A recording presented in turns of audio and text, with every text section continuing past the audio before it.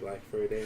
I remember when that happened. Yeah, you have to be black for a day, and then on the bottom, the Punisher symbol was from white, and it went to black. Mm-hmm. That's attention to detail I live for. Hey Nick, what's the last comic book title of that series, of that run? I actually Punisher don't being know. black. Oh shit, I don't know. Fade to white No, because he turns back. that's genuinely how yeah, That's strong. that's the name of the last comic. So does he just wipe his face and it comes off, or? Kinda. I don't know. No, he has like a Michael Jackson moment. A reverse surgery. Vitiligo? Oh. He has revitiligo and Reverse vitiligo. The The weirdest part about one of those comics, besides everything, Yeah. is that the Punisher actually just acts like himself. And he doesn't change his Yeah, Matters except of- for like when he kills people. No, And what then does he do? says really bad, like punchlines that are supposed to sound Like what, like 80s ish? like take that, brother, or something like that. Yeah. Oh my god. Oh my. Well, he also had a moment when he changed over where he teamed up with Luke Cage, and for some reason Luke Cage was like, "Yeah, okay, this is That's part of the not same run. That was the same run. The same run. And then Eminem killed him. What the fuck? Yeah, Is that a you're joke? That's real. You're thinking of that's like years later, dude. Years later. Oh, we're talking the. I'm talking the run, dude. I'm talking Okay. That little well, moment in yeah, a weird 90s Let's go pocket? back then. Is that 80s, 90s? No. If it's 90s, it's early 90s. Yeah. The 90s Yeah. should know, but... Well, 90s comics also had that weird thing where... They were all edgy and crazy and super edgy Yeah. guys. Like, who was it? The Wasp gets turned into a monster.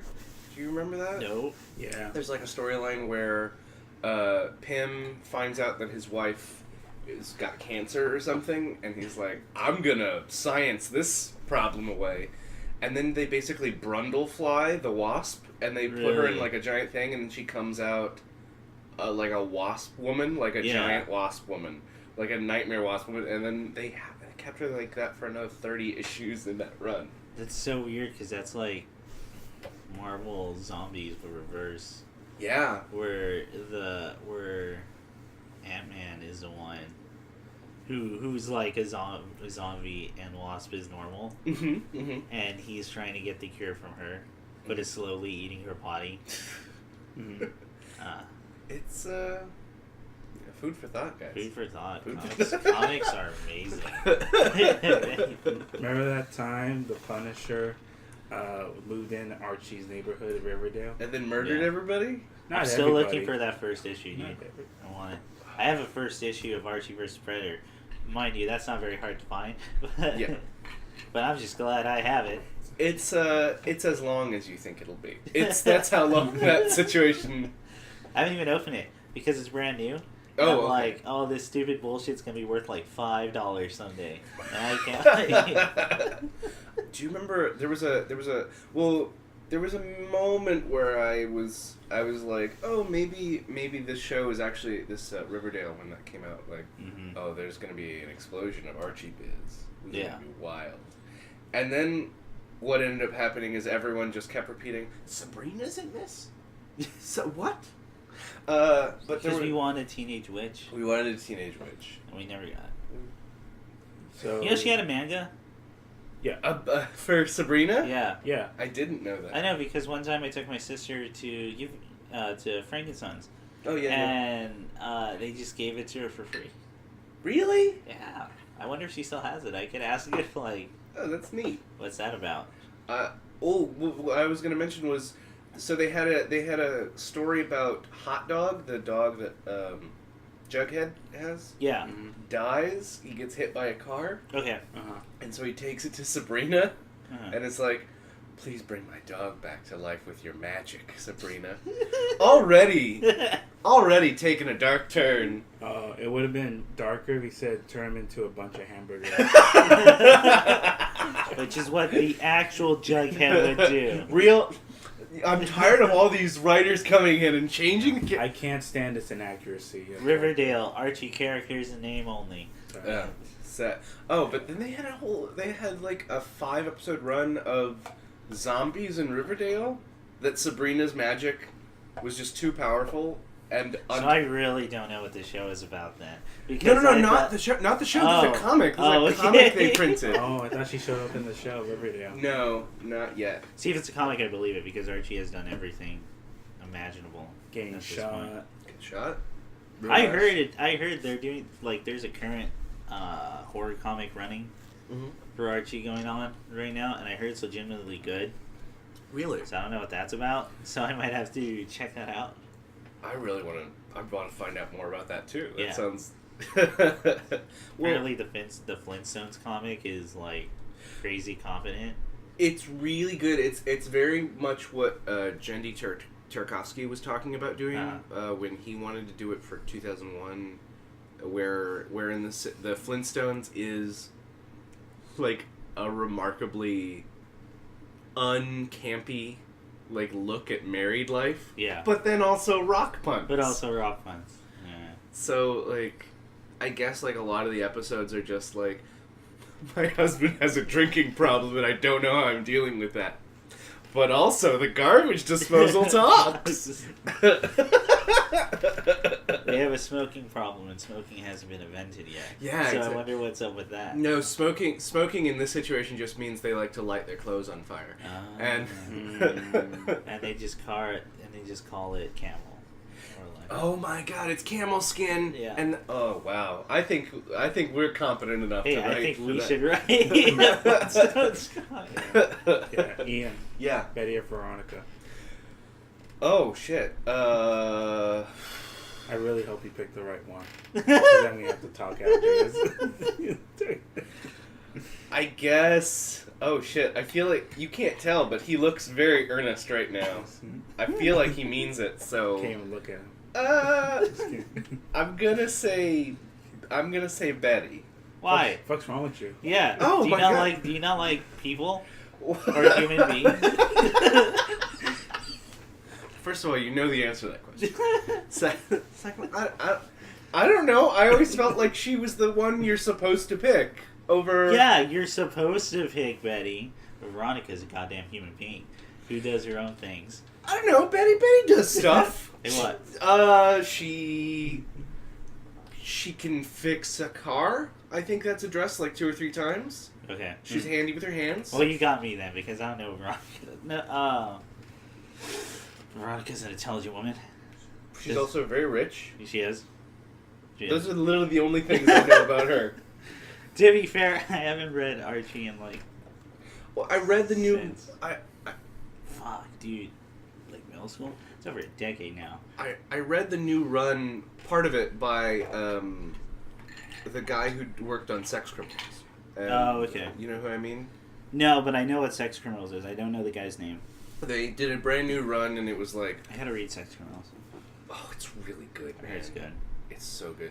I've But, had multiple people tell me that. it's so fucking good. Mm. But yeah, they did a brand new run, and I actually kind of liked it. Okay. It was, I'd say that it's a happy medium between the dumb 1960s thing and the weird. It wasn't dumb for its time. It was great for its time. It was in context, and it doesn't go all weird and new metal this new series does. Yeah. I mean, it's a happy medium. I think. Okay. Archie is dumb, and they characterize him as the most fucking stupid person in the entire town. He should be. And it makes sense. Yeah. It's suddenly everything makes sense that, oh, you just don't understand anything that's happening to you at all, among all the things. Well, I think I put it the best way. I was talking to someone about this yesterday. Archie, about Archie. Archie does not go out to the world. The world comes to Archie. Mm-hmm. And honestly, though, you can say that about a lot of protagonists. Yeah. especially in like small town sitcom style stuff. But yeah, he's an idiot. He's a fucking idiot, and he like, and also that he's directly responsible for Veronica's dad like losing half of his fortune. That's very funny, and it's all done. I don't know. I thought they did a pretty good job with it. Should probably check it out. It's worth checking out. What did they do with Jughead? He is inverted. Yeah. He is the smartest character. He should be right, because Jughead is the person who has figured out what he wants in life and where his exact position is, and he couldn't be happier. Exactly. Yeah. He's extremely contented, and if anything, he kind of comes off as like he deeply has affection for his friends, but in other ways, he is extremely removed from the situation most times. Yeah. Which gives him the ability to be the one who's like, oh, well, then we'll just do this, and you'll stop being such a fuckhead about it. Yeah. I love that. I love when you actually, just take a classic character and you go, well, you realize in an actual context, he would be the craziest person. Right, exactly. It's the reason I like Mystery Incorporated so much. That was like I know we talk about that show a lot, but we really love that show. So underrated. It's so good. Fred being this incredibly obsessive, almost oblivious character. Possibly on the spectrum disorder. Yeah, of autism. And Daphne having just all this pressure, all this familial pressure of her sisters were doctors or something. They were all very competent professional women who there was clearly a lot of pressure to succeed there. Yeah. And that Velma has no I don't know why Velma has no self-esteem at all. So you can relate to her. I get, there's this very funny scene from Mystery Incorporated I always think about where she takes Shaggy to something she takes Velma and Shaggy go somewhere wherein Velma's parents are there, and the parents have to meet they've already met Shaggy several times clearly, but this time they're dating because that was a plot line. Yeah. No, I love that plot line. It was it's a love triangle between Shaggy, the Scooby, and Velma. And there's just a joke. There's a throwaway joke about Velma's mom being like, "Oh, you're a very handsome young girl, Velma, just like your mother was." And she just looks like this photo. Yeah, you look just like me. I know. And I was like, "No, Velma, no, don't be that way. Don't be that way, Velma. You're great. You." Girl. But she would be the one with those kinds of issues. Yeah, she would. Especially around the people she hangs out with. Around Daphne and Fred, absolutely. Yeah. That they are clearly, I think, supposed to be the most beautiful people at the school, probably. And the person she's in love with, she's losing out to a dog. A dog? You know what? Now that you say it, yeah, how will she ever have self-confidence again? Oh my god! So Betty. Yeah, sorry guys. I'm not changing that position. To be fair, I feel like I need to know more about the Archie universe. Yeah. God, that sentence. To come firing at you. You're just coming out blind. Yeah. Just shooting everywhere. Well, I haven't read as much Archie. The only Archie comics I read growing up as a kid was the Sonic the Hedgehog Archie comics. Yeah. Did Archie make Sonic comics? I knew. You didn't know? Yeah, they did. I knew, Nick, when you started this conversation, that all you wanted to talk about were the Sonic comics. So, no, go ahead, Nick. What's up? What's going on?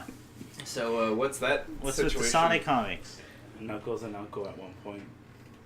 He's an uncle? Yeah, he has a nephew. And that nephew turns out to be the chosen one. Yeah, he's half Chaos Emerald and half. He's half Chaos Emerald. Yeah, and half enchilada. Someone.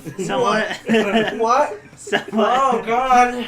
Someone fucked a Chaos Emerald, or no, they had a Chaos Emerald. Fuck them. They are. The only other way I could possibly see is they artificially inseminated the Chaos Emerald, and it gave birth to a crystal baby. To a crystal echidna. Also, Sonic kisses everyone, especially Tails and Sally Acorn. Sally Acorn dies like 7 or 8 times in the story. Okay. And then when Sonic finds out she's a cyborg, he kisses that cyborg, which happens. What else? Oh, at one point Rabbit. Sonic, Bunny Rabbit. It's their name. Oh yeah, that's right. How do I know that? How do you know that? Because it's Bunny Rabbit is how you're supposed to pronounce it. Oh, because she's. And that's it's clever writing. Anyway. Yeah. Sonic goes to castle at one point. He's king, and then everyone around him dies. Jesus, is there a lot of dying in the Sonic? Yeah. Oh. People just die except Sonic because it's his comic. Because he's a chaos god. He just runs into situations. He's also a main character. That might be it. Oh yeah, that's fair. That's fair.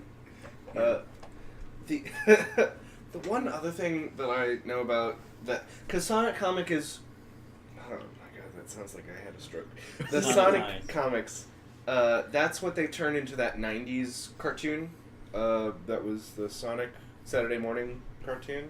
Oh yeah, the one that Do you mean Sonic X? Urkel. No, not Sonic X. I mean the one before that one. Okay, because Sonic X is closer to the comics than I think some of the other ones. Do you mean? It's the you one... either mean Sonic Underground, or like the original Sonic cartoon. I think I mean the original because with like the PSAs with Steve Urkel, with Jaleel White who voiced him. Yes, the originals. Okay, they couldn't do the other season because he was in prison. Jaleel White went to prison? Yeah, battery, assault. Yeah. What? Beat the shit out of some guys. Yeah. Oh my god. He was a very violent guy. That's a genuine. Stefan did that, not Urkel. Yeah. It wasn't Griffith. It was Femto. Get it right. Griffith did nothing. Stefan Urkel. Urkel. Yeah, the evil twin.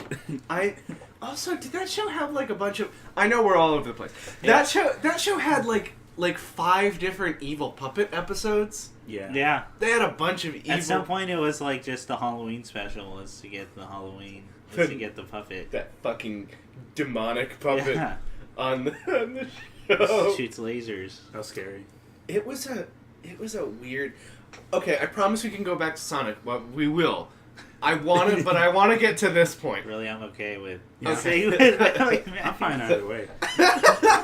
So at the same time, here's a gross thing I know. The Yeah. company that made the evil Urkel thing. They also made a bunch of props for a Canadian show called Ghost Rider. Oh. Have you any memory of it? So It can't be what I think it is. A little bit, yeah. Ghost Rider was a TV show about a bunch of teens learning lessons, living life. But like it was an educational program ultimately, and the point of it was to get kids comfortable with using computers. And typing and like basically APA formatting. Wait. So with the title of the show being Ghost Rider, like, which at first I thought was Ghost Rider, as in Skullman, Nick Cage, right. Is to tell them that the best job they'll get in writing is writing for someone else's work. No, it's not. In fact, that it's actually a show that involves an internet ghost that haunts them and then teaches them lessons about how to type. Oh. Why would they just listen to a ghost? Shouldn't they be scared? They should be scared, and I feel like that was like a whole plot point for season 1. This ran for 5 years in Ottawa, and I watched all of it. Listen, Nick, not all of us jump to conclusions that all ghosts are here to haunt us. You know, sometimes they're malevolent and here to teach us to write.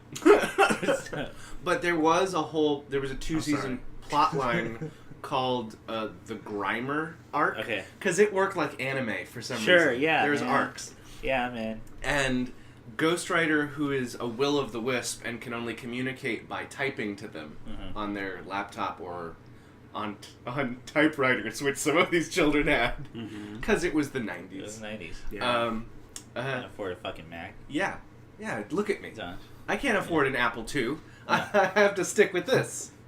Is it one of those IBM typewriters too? It's like an electric typewriter that they brag about how cool it is. Yeah. Like, oh, it goes so fast, guys. Yeah. It's got it's got digital delete. Which makes it's paper. Well, Yeah, anyway. Keep talking. But there was a whole plot line, like a story arc, called the Grimer arc, wherein I guess they got infected with a computer virus. Yeah. That then manifested in the real world, and it was just like a little purple booger goblin in a leather jacket. Okay. That haunted them and then killed the kids. And it killed all of them one by one over 2 seasons. Until there was like 2 of them left, and they're like, I feel like they didn't respond the way I would, knowing that a monster's trying to hunt me down and has murdered all my friends. I just feel so nervous, like I can't feel myself. No, I get feeling nervous. That makes sense. Little, you didn't get the sub-context, though. Okay. Where they're talking about actually not getting paid. So because the studio couldn't afford the other actors anymore. Yeah. Oh, shit. Yeah. I mean, that's CBC. You know that's the real reason.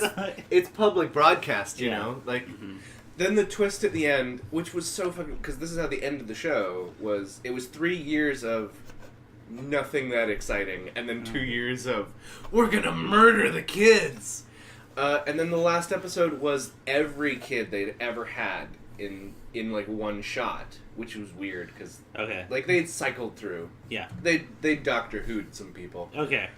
And then it was just all these kids in one kid's bedroom, like, the end. That's a great story, guys. And then Ghost Rider explodes out of the computer and like eats the camera. I guess? So this fucking hack writer of a kid replaces his own characters. Like, throughout seasons. Replaces his friends! Clearly in his real life, because they'd recast some actors. Yeah. But then they brought them back for that last scene. That made no sense at all. But I guess the ghost was real? The ghost is real. Oh, you don't know. I don't know. Maybe. It's what we call an open ending. You know, CBC, if you're interested in picking up Ghost Rider again... We have some ideas. We have some great ideas for new arcs. We got a love triangle that could happen between some of the cast. One of them is on the spectrum. I mean... Which one is it? It's all of them. All of them are... Man, that's crazy. One of them is secretly a cannibal. That's like the twist at third season. Yeah. Why were these characters dying? Well, he was eating all of them. He was eating all of them. That's why there was no ghost. The reason he was just eating them. The reason he has a necklace of lips hanging around it that increases every time someone leaves. It's because it's a trophy. I also like the idea that happens in the show. Like, but it's not even cured. Like, it's just like wet, bloody lips on his chest, and no one brings attention to it at all. On that polo sweater, 90s polo sweater. See, we got ideas. Yeah. Kelsey, why didn't you ask him? I didn't want to be rude about his culture. Like some weird Oh yeah, because this is how we handle different ethnicities. Yeah. We don't ask questions. We ignore. So we can do even a number. Oh my god, we could do a song in every episode. I mean, every episode. Every episode. I'll turn on a song. We should try to bring Ghost Rider back. I think that's absolutely what America needs right now. The most, yeah. I think. I mean, if we're gonna change literacy in kids, god damn it. Oh my god, yeah. Write this down. We could start a web series like this. I might save this for the future. We just have to find, passing or actual kid actors to like trudge through those lines. Trudge through those lines. Are willing to wear fake lips or just lips around their neck. Wherever we go. Yeah. It doesn't matter. Whatever. Wherever we can go. That's crazy. That's logistics. We don't think about that right now. Yeah, I mean, we're idea people. That's for production. Yeah. It's for production to make it happen. Yeah, that's crazy. You know what else is crazy? What? The time Sonic had a son, and then Eggman blew him up in a plane. I knew he was gonna go back to it, and yeah. I was waiting for it. I was very excited. That happened. Eggman blew up his son. Of course he did. Nick, you can tell me anything happened in the Sonic comic and I'll believe you. Okay. Because that has over like a decade or like 2 decades. Shit, yeah. You know that purple fox thing with the gun? It has like the fedora. Yes, he sadly. He shoots up a concert. What? Yeah.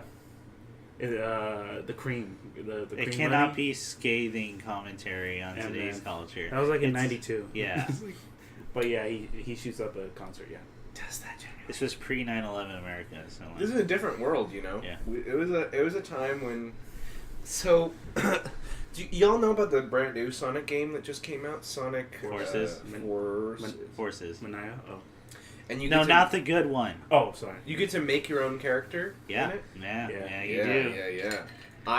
I just when I saw that, I immediately thought of what Nick showed me. Like we had a party, and Yeah. Nick sat me down and we went through this whole web page of like characters that clearly sad weird people had made. Yeah. Like he's part fox, part echidna, and he loves sucking dicks. Well, I don't know. well, at some point in your life, you type in your name, the hedgehog, Yeah. Right. Pretty much. and Yeah. just see what fan thing comes up. And it's dark. It's a Some real of them dark. get dark. It gets very dark very quick. It's like some of them are like whatever, fine. This is clearly just Yeah. some of them are clearly just like kids who want Yeah. like, oh, I'm Billy and I wanna be in a Sonic game. That sounds cool. And then some of them are like, my name is Yvette and I have very specific, very adult dreams about Sonic the Hedgehog. Clearly, Oh, man, do you know about Sally Bones? no. Wow. No! No! Wow. Okay, for those listening Alright. and you want to play along at home, Uh-huh. all you got to do is pull out those magical little bricks in your pocket that contain the entire internet at each one, Mm-hmm. and look up Sally Bones. Oh God. Oh God, it's gonna happen. It's gonna happen happen. right now. This is what the podcast has evolved to. We're doing live reactions that do not play well for audio at They all. don't at all. Well, I put up a picture of this on the YouTube thing. That's for future me to decide. I mean, I can timestamp this. Where are we at? What, 26, yeah, 26, I'll say. 26:30. Let me see this. Now. 27. No! No! No! No! It's so profoundly upsetting. Where did he get those parts? Right? Where did he get those parts? Good old Sally. Good old Sally Bones. No! No! Why? Why are people letting this happen? Well, there goes my history now. Oh my God! You are on some watch list somewhere. Oh no! Oh no! Oh! It's like that thing when you're a kid and someone just sends you disturbing photos. Why did they let this happen? It's genuinely upsetting. Don't look this up. This is the thing about this photo. It's that it's not like this horrific gore thing. It's everything you see looks wrong, upsetting, and no matter how you think about it. There's no good way any of this happened. No. There's no good way any of this happened. This is... So, to be fair to the guy who made this, he swears they're not human bones. I don't believe you at all. Not human, no. I don't want it. Like, what would it be better if they were monkey bones? I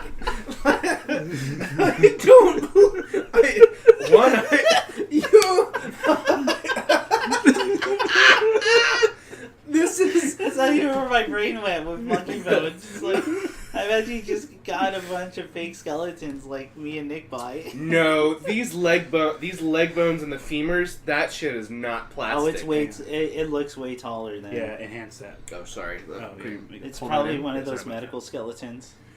Oh God, that's so profoundly troubling. Like, it makes me worry about just the reality I'm in. Yeah. They use them on the joints in the middle. It like shows. Oh God. Again, to me, it harkens back to those images you looked at as a kid and you want it immediately gone from your computer. Oh, absolutely. Because somehow the image will haunt your computer. It absolutely. Same. Like, also, like, it looks like they put nail polish on the ends of the finger bones, which that's a thing a murderer will do. Like, and also if you see the position of this, provocative. like, he's It's definitely provocative and homey at the same time. he's fucking this thing. He's definitely. Oh putting, no, dude! This is full. It's all again, sexual. Watch, Like it's a, move the picture. Yeah. Yeah, like you'll see. Like, Oh no, I don't want to look at this part. I want yeah, Nick to yeah, zoom yeah. in, and then there's like a ghost in the It's like back. a like you enhance the image. it's like and, it's the guy so- dressed up as Eggman in the windows giving a thumbs No! up. Give it a thumbs up. This Yeah. is like so. Because We also. can make this a new segment. We can introduce Ian to weird, creepy Sonic stuff until he fully hates Sonic.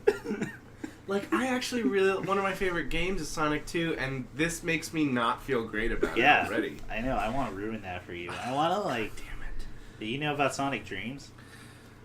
No. Oh man, we might have to do a video now of Sonic Dreams. What I The think, whole thing should only take us an hour. what I think also somehow makes it scarier, and this is a really mundane detail, because like it's a dim, dingy back parlor or something. Yeah. Where this photo's taken, but there's a time and date stamp on the bottom, and You that know when it was somehow made. that somehow makes it worse Because for me. it That's puts evidence. it into our world. It's real now. It exists. This happened. What were you doing on that day? Oh God. I mean, that's clearly. This is October the 11th, 2005. Oh God, I was only a child, and I feel like it's reaching into my childhood and just putting this. Oh, you were at school. Ugh, Some dude was doing doing this. that. ugh. It hurt. Yeah, that. That's genuinely upset. That's terrible. That's Go Sally Mo. oh my God. Oh my Sally Mo. God. That's. So I my, mean- my month was pretty good. We haven't even gotten into much. Should we start? Yeah, let's do that. And on All this right, who note- wants to go first? Who wants to go? I'll anyone, free for all. Okay, Nick, I'll go. go. Stop So breaking my chair. wait, this is already broken. This The hands handle are broken. fell off on my. Don't blame me for something you did. All right. Jesus Christ. So that was my month. It was all right. I mean, we let's see, went to Kamikaze. That was really fun. Dude, Yeah, I it's forgot that happened after the last. Yeah, Busy. 'cause it was really Holy quick. shit, the alarm happened, I guess. Yeah, it was really quick. We only went 2 days, that's why. I Yeah, had to play a show that Friday, so like. yeah. So basically, got a bunch of comics. Yeah, Save up. bunch of graphic novels. Yeah. See, there was not that many comic vendors this year, Really? and I kind of blew actually. Like, Yeah. a little bit more commercialized. Mm. Not nearly as many good deals as we've gotten in the past. None of the bangers. Yeah. That's a shame. No, me finding 2 deluxe edition of Preacher and only paying $20 for both of them. Although we did find a copy of Saga for half off, and Yeah. that was cool Oh, cool. because it just came out, so like that was pretty nuts. As I showed Ian before recording, I was lucky enough to find a first issue, like first print of 21st Century Tank Girl, Yeah. the original Jamie Hewlett cover of it, and it is one of my favorite covers and runs of Tank Girl. I was very lucky enough to get it. Lots of comics I just powered through when I got back. Yeah, I'm saving them all for when my classes end. Yeah. Sorry, because I can't do that to myself. I can't Sure. just dive in. Like, Yeah, so right off the bat, Saga Volume 7, I finished super quick. It was a fast read. no spoilers. No, I need to read it. I won't spoil. All I'll say is that it's easily the best volume. Like it's not even Really? close. It's not Okay. even close. Like Is it gearing up towards something? yes, Okay, good. Because I think Ian, you and I have had that conversation where it's like, Where is it headed toward? Yeah. Well, because I feel like a lot of comics right now, like there's been a lot of comics I really loved. that Just- feel like they have. Well, for me, they feel like they're gonna have an ending. They have and then to have something. and then they keep going. And then they keep going, and then it makes you... And then Guts gets on that boat, and then we don't see him for like 7 years. Yeah. And he just got off the boat, and then they took a hiatus again. Yeah. I don't know. Like I think about like other comics before that were. They were long, but they definitely eventually buttoned. Like Why Last Man. Yeah. That's a long run if you're going floppy to floppy, but you know. Which I still got to finish that. That's really good. No, I know. I've read the first two like deluxe volumes because that was also something we got on sale. Like not the last Comicology, but the year before. I gotta eventually finish that. But it seems like Why the Last Man is him trying to pull off his own Sandman, in my opinion. In the sense of structure. Okay, sure. That main plot and then a shit ton of short stories that happen in this world. Yes. Oh, okay. Before we get to a thing. So. Yeah. Which I can appreciate because some of the short stories I think are really good. I particularly am fond of the play. Oh part. yeah, that was a great scene. Yeah, and the reason how that ends. So like, yeah. Yeah. So hopefully, I mean he does do good one-offs too. I've read Pride of Baghdad. I haven't gone into We Stand on Guard yet. Eventually I'll buy that. So what else you read, Nick? So, speaking of Brian K. Vaughan, Volume 3 of Paper Girls, that was really good. Easily the best volume out of the 3 so far. And like, dude, the Paper Girls is the one. Sorry, just going back to the point because I feel like it's relevant.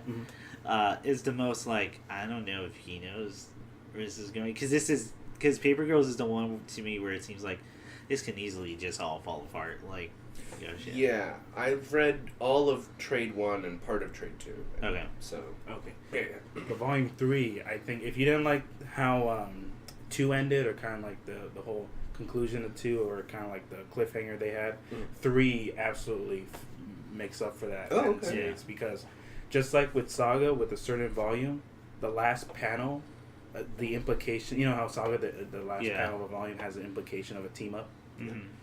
So the last panel of Paper Girls and the implications of it is just, it's so freaking cool.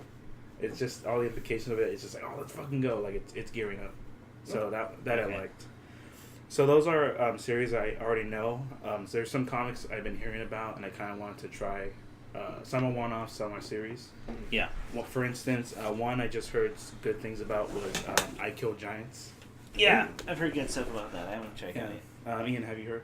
I've never heard of I Kill Giants. I Kill Giants.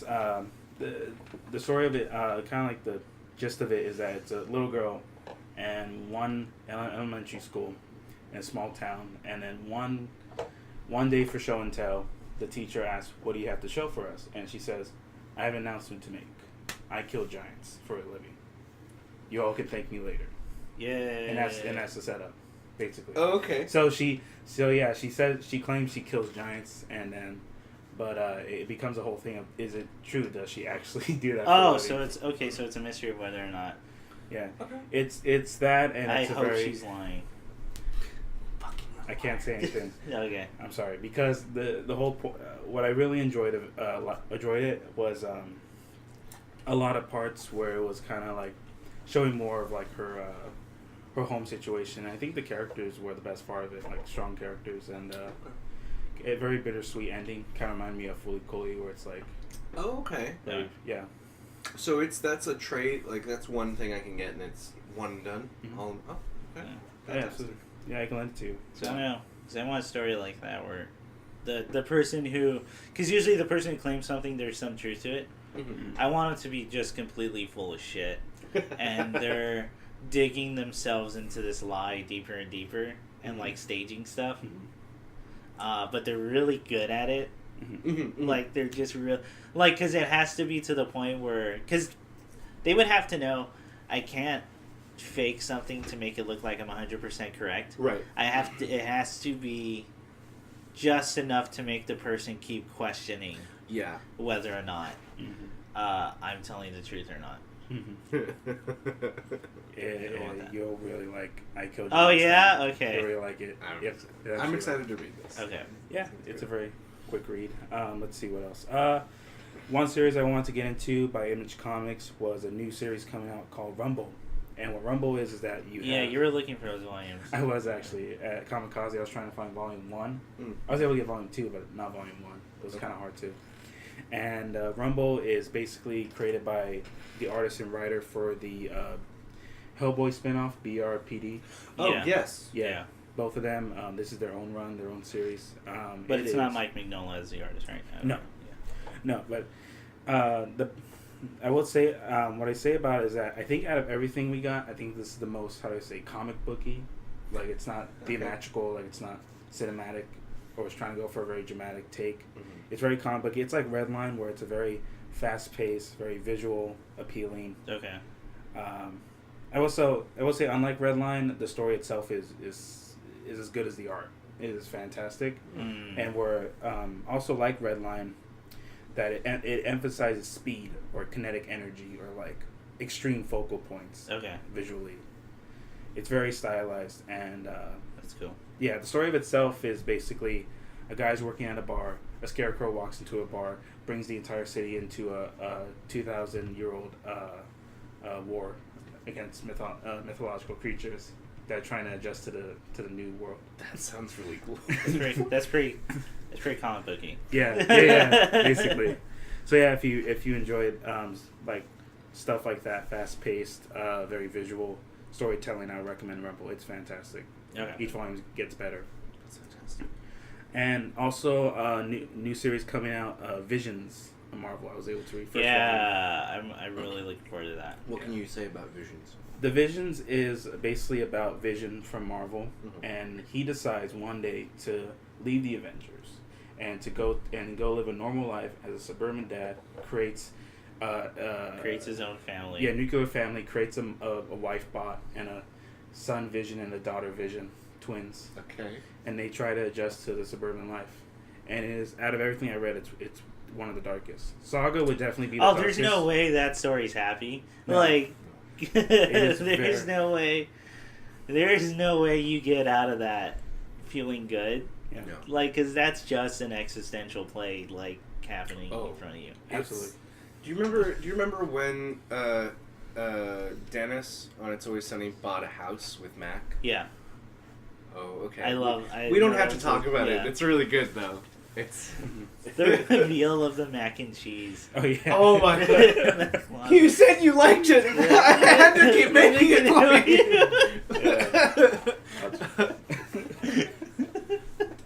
I've hated you the entire time.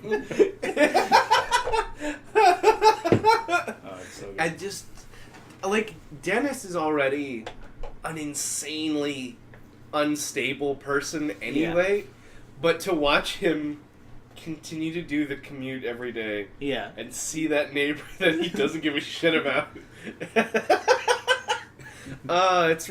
It's real funny to see people who are broken.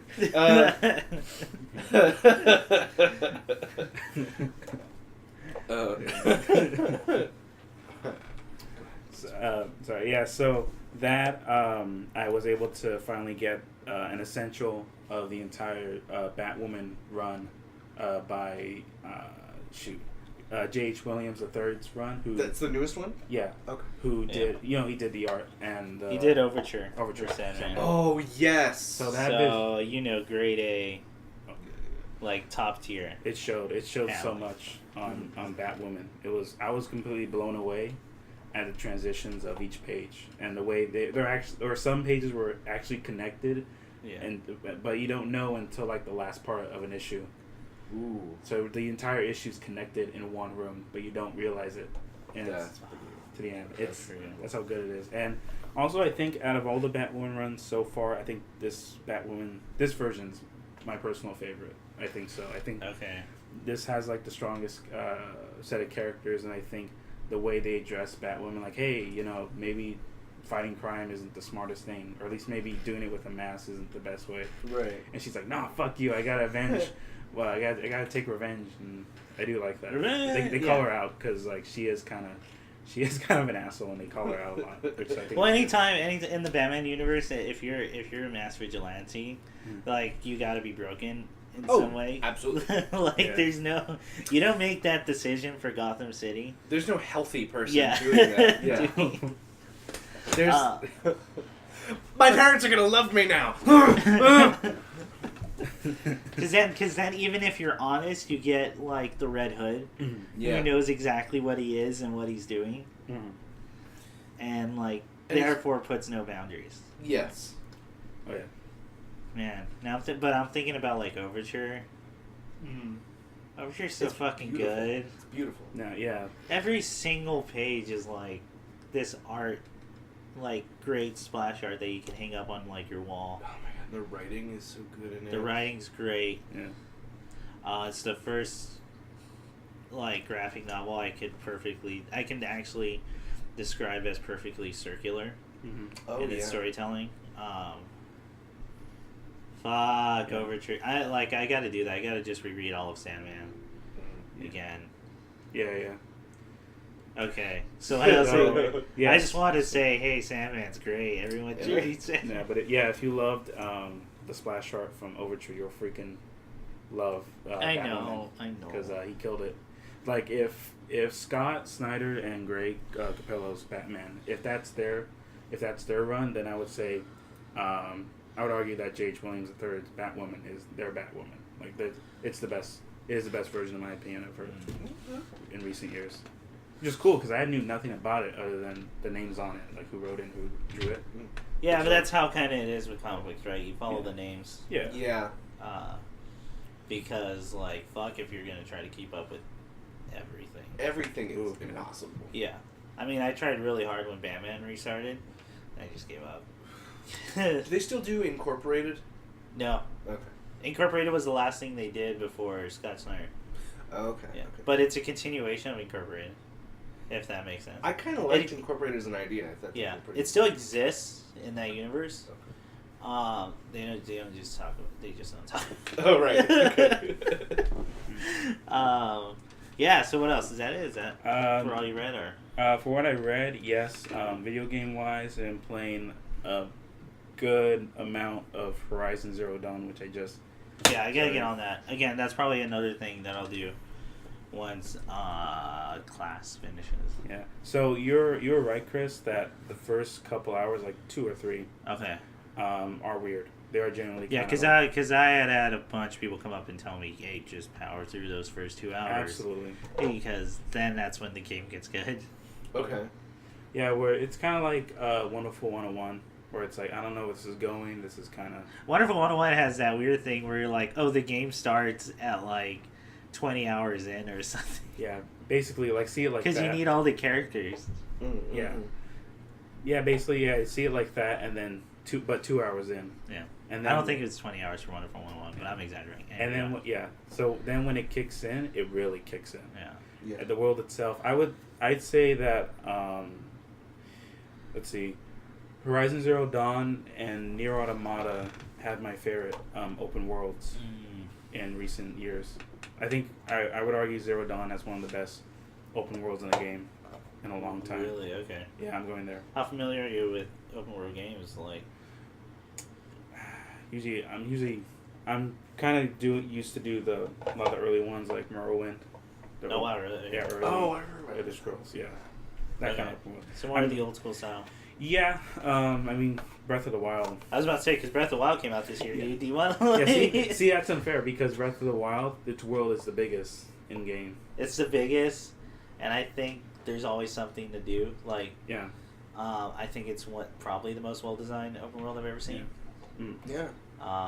So for you to say Horizon, for it to be your favorite as opposed to the best one it is two different statements. Yeah. Absolutely. So. No, I gotta check it out because Horizon Zero Dawn, that world seems super interesting to me. It is. Or at the very least, I really like the way it looks, and I think it looks pretty cool. One of the best parts is that there are, when you explore the world itself, and you find text or information about the old world, about at least what took place before the story, the world itself. I was about 40 hours in, and I felt like I had a good idea of what the world is. Like I was making, like, okay, it might be about this, given what's happened in the story and this and that. Mm-hmm. And then I was roaming around, and I find one small text, and it completely changes everything. Oh wow! Small, like it was like 2 sentences, and I was like, fuck it, I don't know anymore. Okay. Like this is completely different. Okay. But yeah, I think the way they handled the characters, the way they kind of handled, kind of like 2 cultures or like multiple cultures trying to connect, intermingle. I always thought that was fascinating. Which one of the stronger parts? It's beautiful. I mean, obviously that's an obvious thing, but I will say, I think it's at its strongest when you roam around and find small text or. Sure, voice. like an open world game. Yeah. Would want you to do. Yeah. Yeah. Okay. So yeah, that. No, I gotta get on that. Absolutely. What else? Ruiner. Ruiner's the fucking shit, dude. It's Ruiner's radical. Dude, it kicks fucking ass. It's a cyberpunk third. What's it called? Top down. Top down. Twin stick. Twin stick shooter, cyberpunk, very gritty. It a lot of people with cyberpunk, they kind of think a lot like Blade Runner or Akira. Yeah. Yeah. I would say this leans more to Akira in tone and music as well, because it's more tribal. It has a lot of. Ooh. I agree with you on there. Like that kind of percussion. Now It's more grimy. Oh yeah, very grimy. Like with Blade Runner, you get to, especially in 2049, you get to see like the real shitty parts. Yeah. Whereas the regular Blade Runner was kind of just more colorful. Mm-hmm. Not to say that the new Blade Runner isn't colorful. It's just that when you see it, you tend to only see one color, and that's because of directorial choice. Mm-hmm. Yeah. And I think it's pretty effective in that way. But yeah, Ruiner is just grimy. Like, it really is like the shitty parts. So that would be the city. Yeah. It's super hard, super fast. You will die a lot. So the sound itself, it relies more on sound design than tracks. Like what Hotline Miami with, it relied on tracks per level. Mm-hmm. This one relies more on sound design, kind of like you hear like industrial beats and tribal chanting, and it's pretty crazy. Oh, okay. It's really cool. Yeah, because like when you get through a level and you just hear like killer combo or perfect or like something like that, it's a great feeling. Okay. Yeah, it does a good job with that. Besides that, Cuphead, from what I've read, we're halfway through it. Yeah, from where we're at, we're about halfway. Hey, that dragon boss really is fucking hard. I almost broke my controller. That part is really hard. Oh, did you guys finally get your 2-player to work? Yeah, we went on some forums and tried to figure out what to do. And also another thing to say about Cuphead, if I can just jump in real quick. Mm-hmm. Yeah, that game is easier on single player. Is it? Way easier on single. We literally had a thing where you're like, okay, let me try this boss, and we'll take turns. Like, we'll alternate. On the first try, I beat it on my own, as opposed to 2 people. Dude, and there's a couple reasons for this. There's one is the Cuphead and Mugman are not as fully distinct as people would think they are from looking on screen. Because if you think about it, they're really just 2 big white blobs with a red or blue below it. If you just think about it from a color palette perspective. 2 is that when you're both playing, you have to not only keep an eye on the boss, but also on your character as well to maintain your position. Mm-hmm. Because of that color scheme. So you switch up a lot. Yeah. This becomes even worse when you do the shmup sections. Oh yeah. You get mixed up all the fucking time. Yeah. And again, in the shmup sections, as opposed to just looking at the boss for its patterns, and you being able to tell where you're at because of the line of fire, you don't know which line of fire is yours, so you got to constantly be looking at yours. Yeah. That game is way easier single player, I would argue, than 2. Yeah. That game is fucking hard. 2. Yeah, but it is super satisfying. I think that's the important part. Mm. Like, if it was super hard. Oh no, all the bosses are amazing. Oh yeah. your reward is seeing the amazing animations that are done. Oh yeah, and the sick ass rhymes when you die. Yeah. Like, I would be mad if I died if the rhymes the boss put out weren't so sick. And yeah, dude, that game's fucking great. The soundtrack's great. Yes, and I can't wait to get it on vinyl. Yeah. Yeah. The art is amazing as well. Oh yeah, Absolutely. It's like the animation is like crazy. Yeah. Did you see Super Eye Patch's Wolf video? Yeah, I watched all of it. That was great.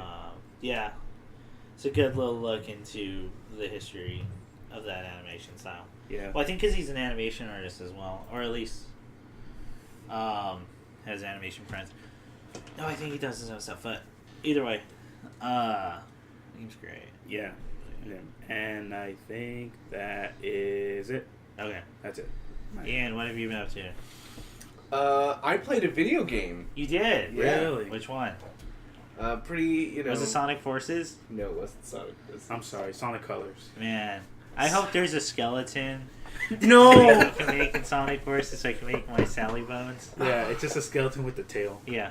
It's so profoundly upsetting. God damn it. I was playing... Thumbnail. You can make characters in Sonic Forces with human hands. I don't You know if can, yeah. Yeah. I have seen that. You can make them human feet and human hands. Yeah.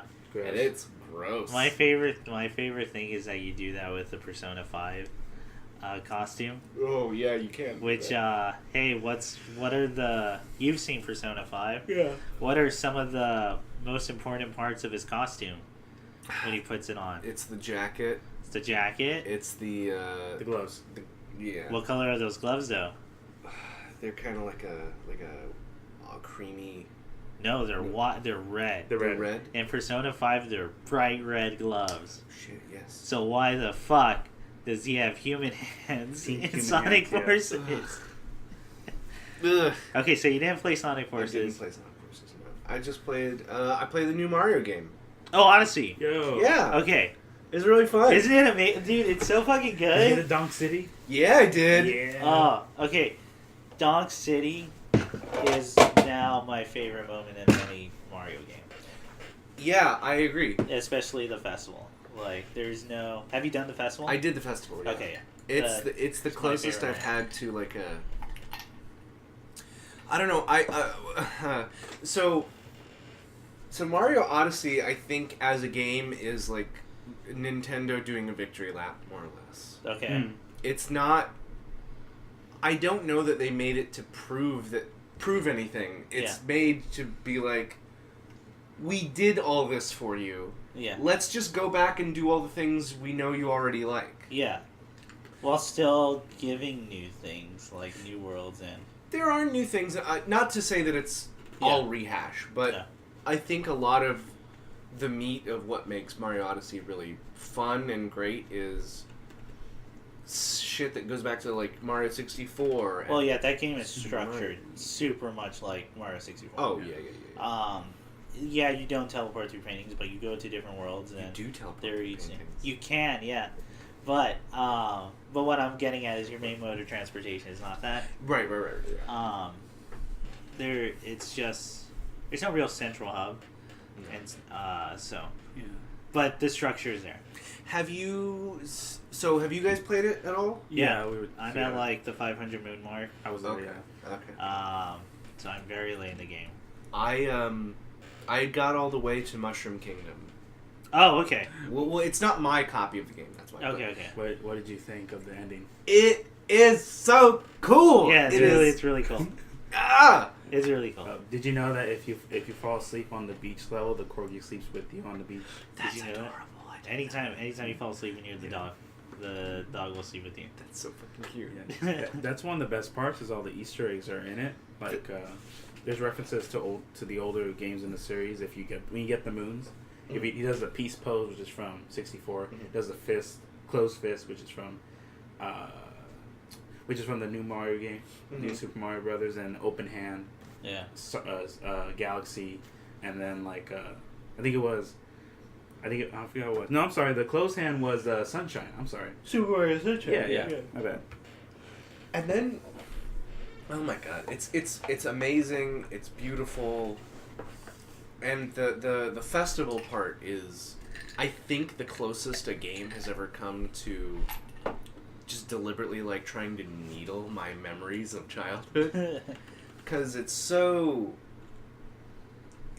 I don't know, it's a great game. It's I only have one word to describe it, and it's joy. Like, yeah, it's just you're happy the entire time you're playing it. there's And the festival is just this explosion of like, I am incredibly happy right now. Like, there's no, like, it kind of brings you, like, the whole reason I play games was because I find joy in this, and I'm like now I'm super happy. No, I fucking love that thing. And there's something really like, again, and you get to control a dinosaur. Sorry, like with a little mustache. Yeah, they got a little mustache. Okay. And there's something about it that is slightly, it's difficult to articulate because it's clearly going for it's going at something so emotional that it's not totally rational or explainable. But I think that also part of that game is it's a celebration of not only the history of this game, but it's like the creators of the game saying, we were all a part of this great thing. Yeah. You too, person playing this game now. Yeah. We were all a part of this cool thing. Yeah. Hey, congrats on being a part of this really cool thing. We all did. Yeah. And then it's like, me? I did that? I did that. And it's like, and you play it, and at least I had this moment, I went, man, if I was like 10 today, first of all, I'd be growing up as a real shitty kid. But also, I would have, my mind would be blown. Yeah. Like, this would be the defining game of my childhood if I was a kid at this point. But at the same time, I'm glad I'm playing it now, having all the history of like Mario games in there. Yeah. It's definitely a different appreciation, but fuck, dude. And then all the costumes in it are legitimate callbacks to other things in Mario's history, which is wild to me. I really like the. You could be Diddy Kong. You could be Sombrero Mario. Dr. Mario. The racetrack suit that he wore for the Viacom advertisements. Yeah. The backwards hat and the stripes. That's Viacom. Yeah. I mean, and so I'd say like my favorite level is maybe Donk City, is either Donk City or the desert. The desert's really cool. The desert's pretty great. Yeah. In terms of aesthetic, I really did like the luncheon level. Didn't like traveling around it as much. I love how to me it was more style over strange it is. Yeah, it's weird, but it's so much just lava. Yeah. That it's yeah. I don't know my favorite. I mean, I thought the dinosaur level was really cool. You get to play as a dinosaur.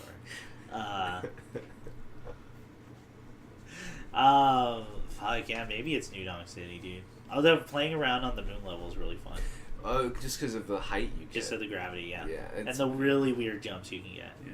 Oh yeah, it's. There's a lot of mobility options. Like, I think it's the most of any Mario game. So what did you wear when you kick open the door to save Peach at the church? What did I wear? Because I think it was in classic Mario. I wasn't wearing anything special. If you wear certain outfits, Bowser says certain things to you. Yeah, really? It says different things. Yeah. Like he other than, you're not dressed for a wedding, blah blah blah blah. Yeah. But if you wear Luigi's outfit, he says, you look like someone I used to know, but I forgot who. Why is everyone so shitty, Luigi? What happens if you wear the Waluigi outfit, I wonder? I don't know. Oh no. Yeah. You don't exist. I just like the idea that Bowser's actually like secretly terrified of him. Like out of everyone. Waluigi? I think I wore that Mafia suit for Mario. Yeah. I really like that pinstripe.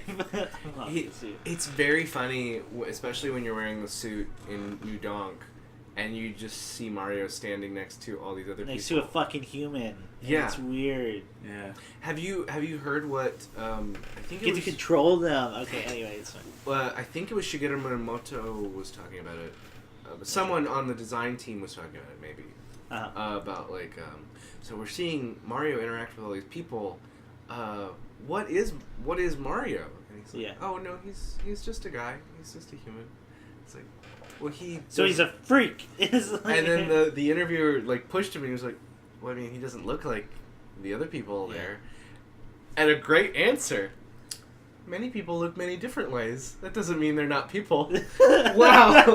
Wow, what a good answer. What a good answer to that question. What a hero. What a hero. That's great. You know what? I know he's pulling that out of his ass. Like, there's no way he didn't plan this grandiose, like, Mario lore. But two, it's the perfect, like, anything the journalist says now. Yeah, it's on you now.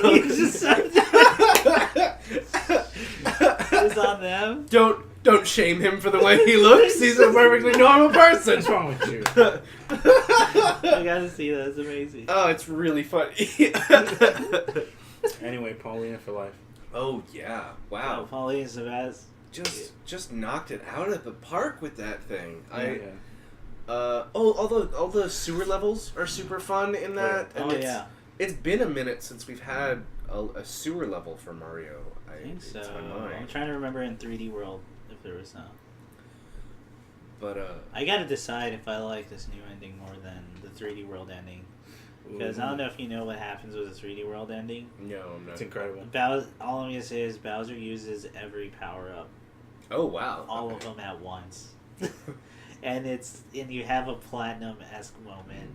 Like, it's crazy. I'll probably have to show you, like, I don't know. Well, and then to go back to it, like when you fight Bowser the last time in Odyssey, that reminded me a lot of the battle you did in 64. No? Yeah, a little bit. Except you're not like grabbing his tail and like. But you're still flinging him into spikes. Yeah. basically. Eventually with a punching hat, which is really cool. A boxing. Yeah. And you see that the first time in the sky, wherever. Yeah. And my immediate reaction was like, sure, that exists. Of course that exists. Of course that exists in this world. Sure, why not? Because like Mario exists. I think the Mushroom Kingdom and all that is basically like right next to where the Looney Tunes live. Like they're allowed to have like. How is Bowser gonna get away? Oh no, he has a hole in his pocket.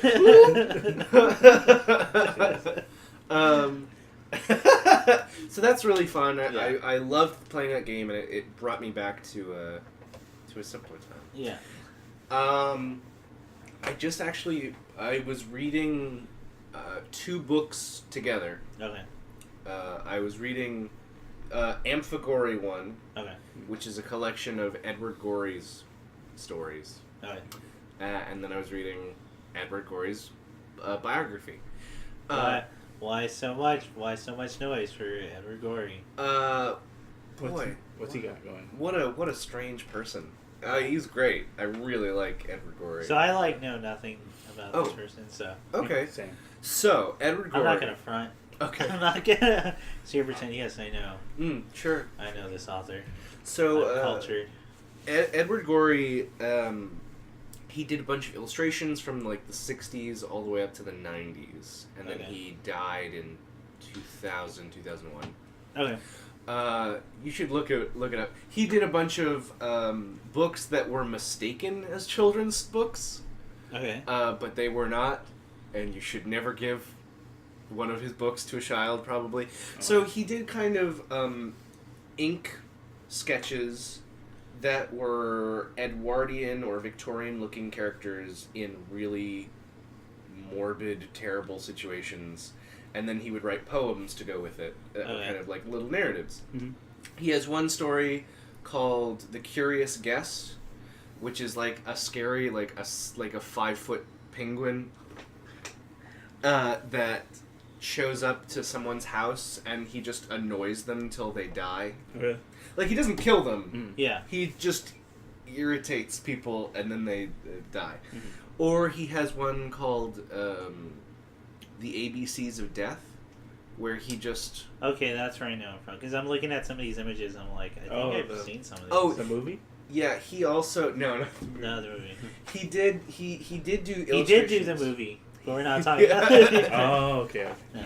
He did do illustrations for like most of the book covers you probably read. He did illustrations for Penguin, I think. Yeah. Oh wow. And then he and so like this reminds me of a game that's done in that art style. was it I think it's called Limbo? The Sleep. No, Limbo's different. I think it's called The Sleep. It's about night terrors. And you play as a character who's just in a loop of night terrors. That sounds really cool. It's pretty cool. I would have to show you, but anyway, go ahead. So I really got into it, and so I wanted to read about his life because I realized so many people I really dig are kind of influenced by him. And he was just like a weird human, just top to bottom. Yeah. So he lived. Well, you gotta be at it. Like, if you're So let me just like brief explanation. Okay. Edward Gorey was like 6'6". He had a Holy huge shit. beard, and he wore fur coats out everywhere, Okay. like floor length fur coats. Wow. With like baseball shirts and Converse every day. And then he wore like rings made of iron. He looked kind of like Alan Moore, I guess, like Okay. an American Alan Moore. Was he worshiping a new god every week or something? Yes. Alan Moore is either the most spiritual person I can think of, or is the least spiritual person I can think of. It's a line he's Yeah. writing very well. I can never fully decide whether I think he's a spiritual person or not. I think he's exactly what we should aim for in our spirituality. Constantly flexing. I mean, I always remember that interview. So, Alan Moore, what are you worshiping this time? I don't know. It's some snake god. It's probably fake. Alan Moore seems like such a really nice. It seems like a really nice guy, and I always think about. I think it was he made Neil Gaiman throw up. Really? For what? They had dinner together while he was writing From Hell. Okay. And he was like, "Oh, Neil, do you want to hear about this thing I'm writing?" While they're like eating steak together in a very nice restaurant, like a you got to dress up restaurant. And Neil's like, "Oh, of course," because he's a polite person. And he's like, he then describes the dismemberment of like Mary Wollstonecraft. And he like goes like, oh, and then he pulls out her heart, and then he pulls out this, and then he like hangs her lungs on a hook, and apparently I'm pretty sure it was Neil. Yeah, it was Neil Gaiman. And he was like, I'll be right back. And then Neil Gaiman went outside and then like had to lie down on the concrete outside of this restaurant. And Alan Moore followed him to then make fun of him outside. Use a bitch. Oh, was that too much for you? I'm sorry, Neil. I didn't realize. I didn't realize I was pushing the limits. That makes sense. When I read From Hell, I got kind of queasy. Oh, It's intense. It's an intense book. Yeah, that abortion. That scene. That was like, oh, I wasn't ready for that in high school. There's a lot in that book. I won't lie. It's an advanced book. It's a tough read. It's a tough read. Even for people who like horror and things like that. Yeah. Like, you then remember like, oh, all this shit happened. Yeah. Yeah. So Edward Gorey. So Edward Gorey. Wears iron rings. Wears iron rings, and he went to the ballet every day that it was in season. Okay. And kept ticket stubs from every performance he went to. He saw the Nutcracker 40 times one Christmas, which I don't know how that works.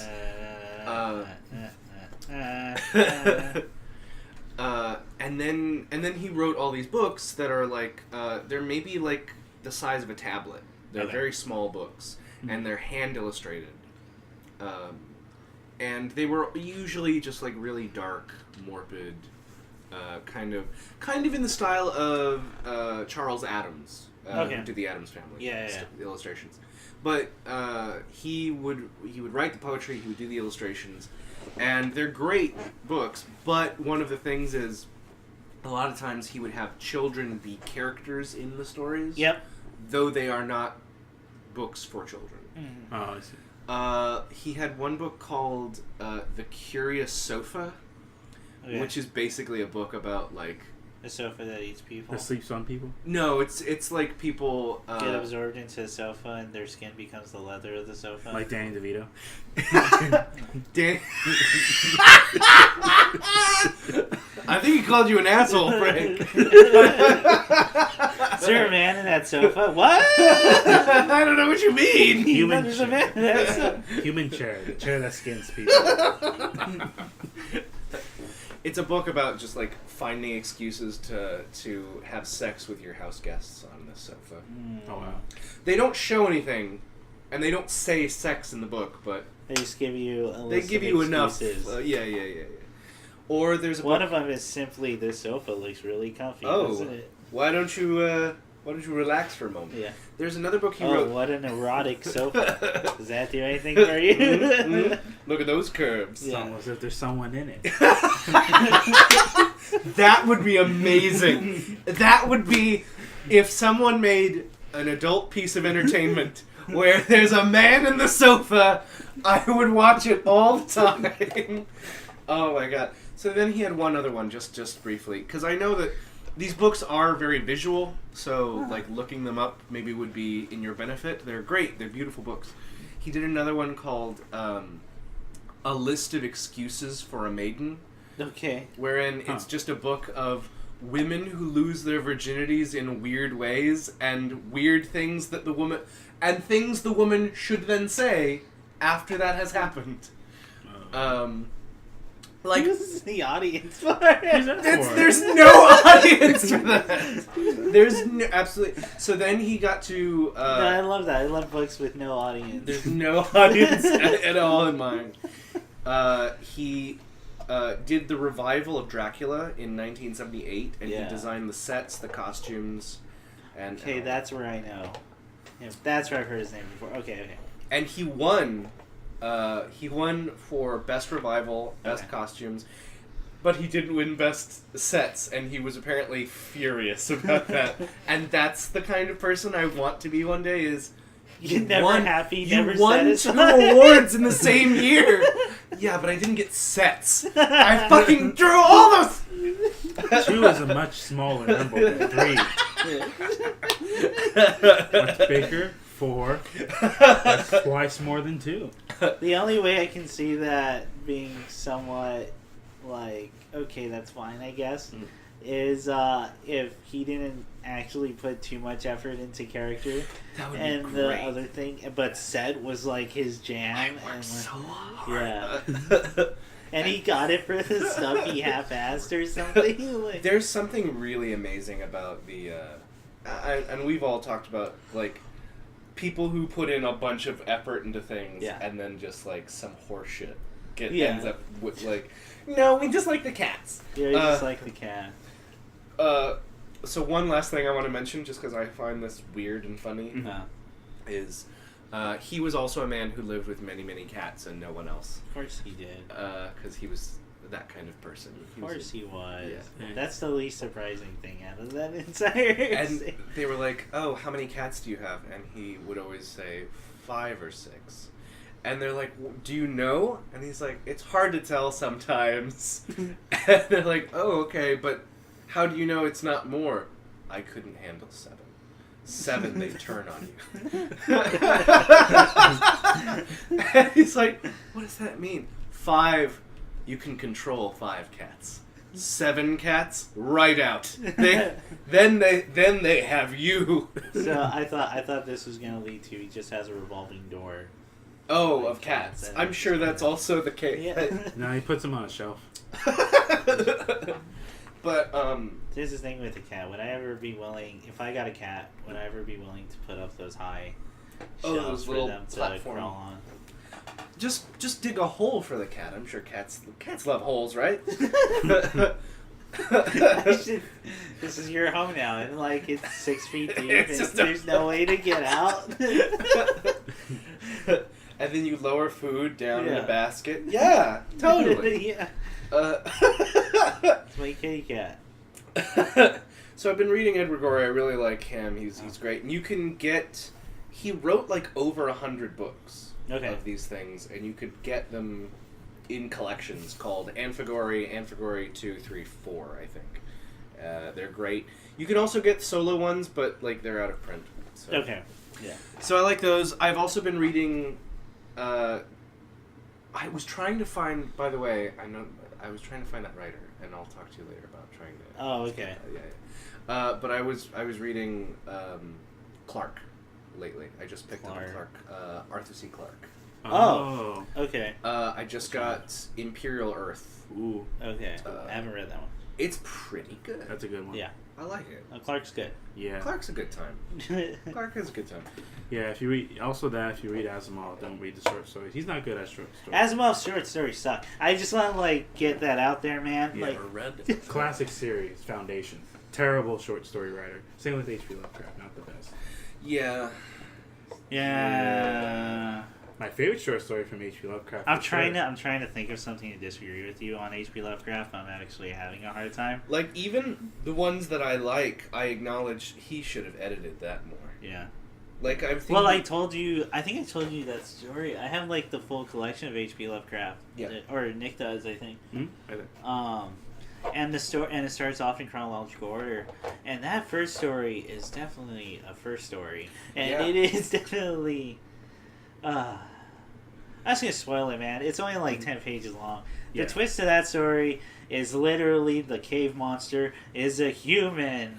The most horrible monster of them all. Turns out it was a man. That's a Futurama much like. But it's literally that. It's just a hairy white fur man. Yeah, it's just... No, it really is. It's just a really hairy... It's a man with a hair disorder. That's all it is. He has white hair. And it's so off, but like it's so much like really, man, like really, like I don't know if this existed when this was written, but could you not foresee that this was? And some of these other stories I like The Color from Outer Space. I think is a good short story, but. He could have cut some pages out of that because it's like a 25-page story, and that could have been a 12-page story. But yeah, I'm trying to think of a really good Asimov short story. I'm actually having trouble because all of them. Did Asimov do I, Robot? Yeah, that's him. I haven't read. That's the best stuff. That's the best one. That's the best one. At least my personal favorite because the whole law of robotics. The law of robotics is interesting, and I like the law of, as we've talked about before. We did, His short stories, I think the most I get is they're okay. Like it's terribly good. Because I can think of somewhere I go, it's not bad. It's definitely there, but I don't think. I mean, I think there is a reason his magnum opus is like I Robot, in my opinion. Asimov was not particularly interested in anything else. I mean, he did other stuff, but his main focus was artificial intelligence, and that's what he. Well, yeah, and just robots. In particular, not even just AIs in any different form. Yeah. Which, to be fair, when you're the first guy to do that, like you kind of run with it. Go right ahead. There's no one. If there's no one else, you go for it, man. Yeah. So Arthur C. Clarke. Arthur C. Clarke, good times, guys. Oh well, what? So here's what really interested me. I'm almost finished with it. I'm like a few chapters away. Arthur C. Clarke is interested in colonization. He loves colonization, and he talks about it in like all of his books. And I'm just surprised at how much detail he goes into the process of colonization. Like, the book is good, and it's going to sound like I don't feel that way, so I want to say that first. But Arthur C. Clarke doesn't need to explain that shit quite as much as he does. There's a term for that. What's that? It's called writer masturbation. It is. And when you have an author has a chance to talk about a specific subject they obsess with, they go in so much detail it destroys the entire story. Yeah, the entire narrative. It's like the first. It's like 20,000 Leagues Under the Sea. Lord of the Rings, Tolkien. Yeah, like whale oil. Well, we did. No, okay. So I was gonna say whale oil, but here's the difference between that. Because for a fact, I know Dickens said that he just wrote that shit so he can get paid by the page. Mm-hmm. I know that. I'm sorry, I forgot about the hustle. Yeah. Oh, wait. Okay, before I talk about Clarke, I have a thing about Herman Melville. Actually, I gotta say, I found this whole list of rejection letters and notices for famous authors' works. And things. And Herman Melville, when he tried to turn in Moby Dick, apparently he got back this letter. I want to try and get it as close as I can in my memory. Mm. So they read Moby Dick, and the publisher at the time said, we think the novel is really good. It shows great talent, but we do have some notes for you to consider revise your work. No. So the main character's obsession with the whale. Does it have to be a whale? Legitimate note. Couldn't he have other vices such as voluptuous women? That's why you need to sell this shit. And I love that to a certain degree, the note has never changed. That's the same fucking note that has continued forever. But what if it had tits in it?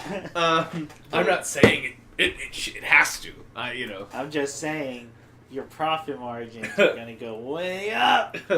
You put a rack of breasts on those whales. What if more rack, you say? What if they were whale titties? Have you considered that? No, more erotic. Bigger, rounder. What if it wasn't a whale? What if it was 5 rhinos taped together? What if it was... Now they're just stacked on top of each other. In a trench coat. Yeah. I have lately had a weird obsession with things on other things in a trench coat. Oh, yeah. I don't know. It's like, it used to be one of my favorite running gags on BoJack Horseman. Yes. It's just the child stacked on... Okay, everyone knows he's just 2 children stacked on top of each other. Can you imagine that body in a bathing suit? No, I literally cannot. And then they show it to you, and it's just a trench coat with a tropical print. Oh, that's really fun.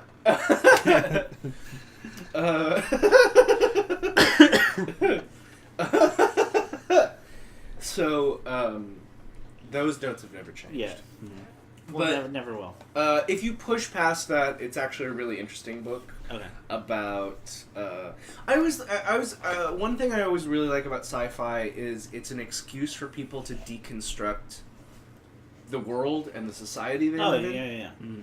Because if you do that normally, well, you're weird. Why are you deconstructing this society that you're in already? But sci-fi kind of gives you an out to be like, well, no, this is someone who doesn't get it.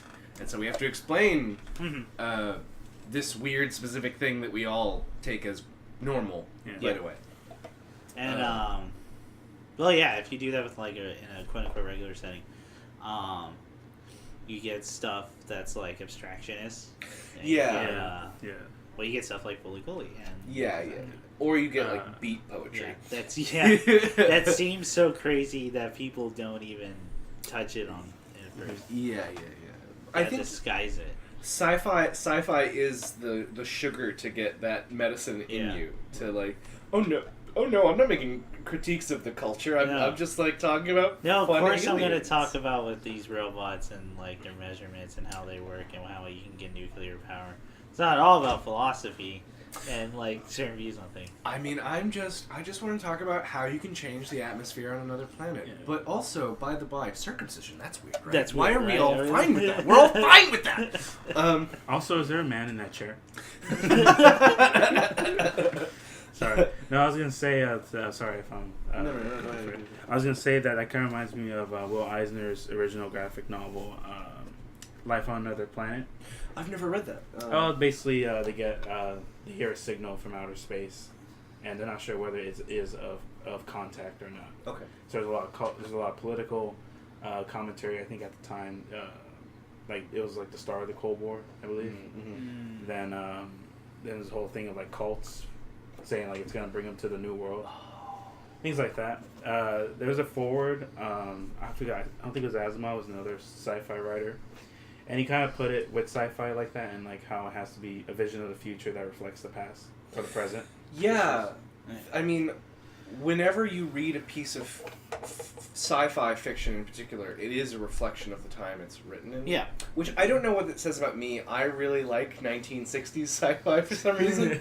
That specific window of like Asimov or Clarke or Henline or I mean, if you can always find out more of my thoughts about sci-fi in other places, but What's it called?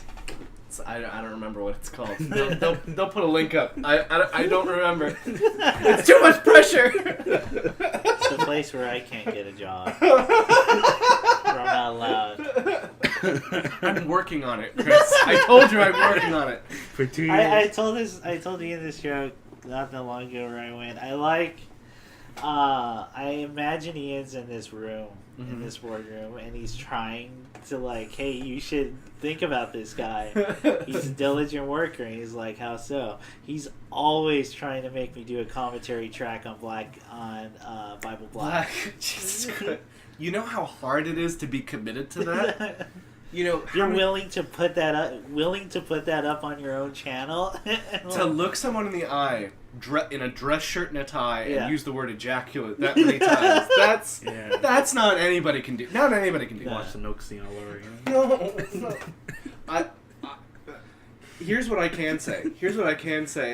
As someone, and I'm sure someone's gonna take this and fuck me over one day, but that doesn't bum me out as much as the bones. That doesn't...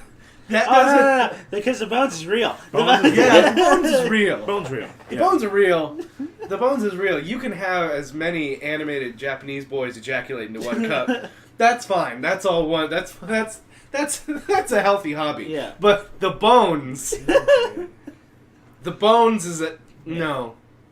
Because there's something. Because I think the creepiest sex things, like I was thinking about this the other day, I guess. Yeah. Just so I could try to write something like this. I think the creepiest sex things are not the ones that are just full on, like, lewd and just super graphic. There has to be some purity to it, and in that purity, that's where you get the really weird shit. The darkest kind of thing. It's people setting their own rules. You should finish pun then. No, I know. It's very common.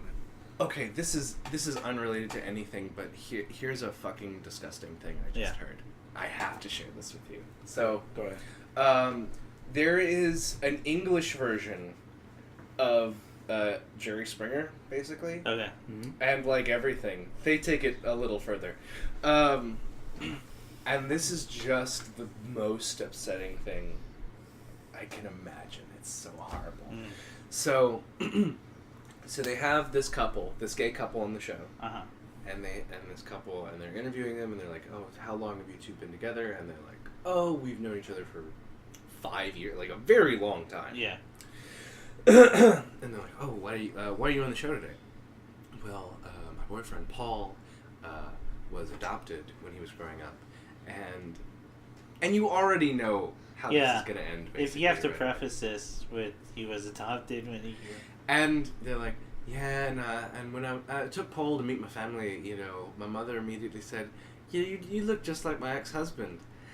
And they just keep dragging this out for a very long time, but they eventually get to, well, we did a genetic test, and you're both brothers, not half brothers. You're both just fucking your brother, fucking brothers. Yeah. Turns out the whole time, and just to watch these two men just destroy while people are because there's a crowd there. Oh no. And then you watch the other one. Like, one of them is immediately crying. And the other one, you see his face while he's like, oh, I'm just going through all the things that have been done, said, and promised the last oh, no. Oh, no. It's just in waves as this man is like, oh, no. Oh. He reacted the way I did when I saw the bones. It was So lots of laughter. It was a lot of laughter. But it was taking something like, if they had not known that, it's just two people who love each other very much, there's nothing wrong with that. And then you just change that one fact, suddenly it's pretty much as bad as it can get. There's very little space to go lower. Yeah. 5 years. That's a lot of time for a lot of things to happen. Yeah. Oh man. Oh, that's man. So maybe the rule is very much like when you design horror monsters, is you have to take something that looks normal and human and just twist it a little bit, and it'll become like the most disturbing fucking thing. Like, you remember that movie It Lives with the baby? Yeah. Okay, well that's all we have to say then. That's We'll do that. That's one of my favorite movies. Oh my god. It's a really good movie. Yeah. It's that one, and you know what's another underrated one from the 80s is The Stuff. Ooh, that's a good one. Yeah. You remember The Stuff? Yeah. This is great for It was the like the listener. Blob. Yeah. It was like the Blob, but it was a Blob that was smart enough to know marketing. Yeah. That was strong. They should make a horror movie with Sally Bones. No, Can you imagine going to a movie theater watching a movie and Oh. something like Sally Bones is happening? It's so profoundly upsetting. Do you remember Showtime had a series called Masters of Horror? Yep, I see. Yeah, I never watched it though. Actually, no, I think I watched like an episode. Anyway, go ahead. It was really good. They had an episode called Family. Uh-huh. I forget the director, but the star of it was Norm from Cheers. Really? Yeah. Norm, do you remember this? See, you're surprised, That but was in a good my one. head, that's like a perfect casting. For a terrifying human Oh, being. you don't Yeah, know. well, because Norm is the most depressing human person Oh, absolutely. I've ever seen in a sitcom. He's a broken person. And all Yeah. he gets is laugh tracks. He doesn't. Yeah, no. that's what makes it worse. It's like it's this sort of hell that like They left I've me. had nightmares where I'm Norm. Like She left me, coach. I'm all alone now. Then credits. Ding, ding, ding, ding. That's the closer. That's the... How are you today, Norm? I'm late. Norm. No. So Norm, you're looking a little down in the dumps. They replaced my penis with carrots. Just 5 carrots. I'm sorry, but so Norm is. I'm gonna ruin this right now for It's you, fine. but to tie it together, Norm is a serial killer Okay. who I think he was like an orphan or Again, this all makes sense in my head. So either he was an orphan or he was like abused by his family Okay. in some way. But as an adult, he has now murdered people of certain ages so that he can have and then melted, like acided the flesh off of them. And then he just props the bones up in his house so that he has a perfect family. Yeah, and then in his head, he has a normal family. In his head, he's projecting them as being alive. So he's got like a grandma, a That's mom really and cool. dad, and children. And so it takes you a very long time to get what's the real part and what's the fake part because there's like a beautiful woman moves next door, yeah. and the plot is, well, I want her to be my wife. I'm going to melt the flesh off of her bones and make her my wife. That was actually the first episode I saw of the series. Oh, was it? It was, yeah. Oh, yeah, I think... Yeah. It's one of the first, if not the first. It's a great episode it's like an hour of television. Yeah. And it is deeply troubling, especially just because of the weird dark sexual implications of I think it's like the grandma at the end is like, oh, now that you have her, I guess you don't need me anymore. Yeah. Ugh. Yeah. There's a lot of problems going on with that guy. Good old Sally Bones. Good old. Oh, Oh my god. We should make a horror like thing based on that. I thought you were gonna say we have to make our own Sally Bones. But no, here's the thing. It can't be like I don't want it to just be outright gory or like horrible. I just want a simple day in the life of this man who has a Sally Bones thing, and it's constantly there. It's in the background. Yeah. And then. Well, he talks to it. He like, and it's just there. I. And you're just uncomfortable the entire time. Because I feel like that inevitably has to lead to. So, like, whoever made that post he has definitely been taken out by like a SWAT team. At this point. He has been murdered, and in his compound. But like CSI style on the freeway. yeah, absolutely. He's like the comedian guest starring on an NCIS show where like he's done something horrible, and he's Chevy Chase. We have to stop him. Yeah. And he's Justin Bieber when he got shot. he's Justin Bieber who got shot up a bunch. That was the only reason I ever watched that show. Buster from Arrested Development was also like a serial killer that one time. Oh my god. There's a lot of... Anyway. Yeah. I mean, if we did it, I feel like it would end up being like a weird, like, dark adultswim.com kind of like... My only thing is I would have to get some friends to, like, help commentate on it. Yeah. Just because I don't want it to be offensive to anyone who is actually into the furry scene. Sure. Like I don't want the moral of that story to be Furries look at this, furries are freaks and murderers. Yeah, murderers. Yeah. No, I don't want that. Yeah, you don't want to.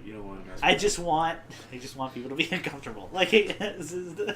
I know we're going long. Can I say one last thing, and I promise we can move on to the next thing. So talking about the fetish scene.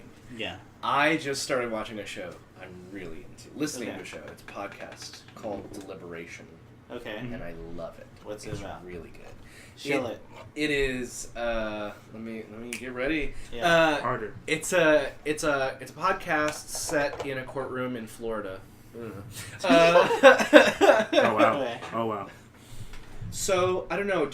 I'll just set up like what the crime is. Okay. Allegedly. So the woman on trial is in the S&M community. Mm-hmm. The person who died was her partner. And so what happened was, while she was at work, she sent her partner a text message who had gotten home and said, well, by the way, she's the dominant, he is the submissive in this relationship. She says, I want you to go to the playroom right now. And then he texts back, what do you want me to do?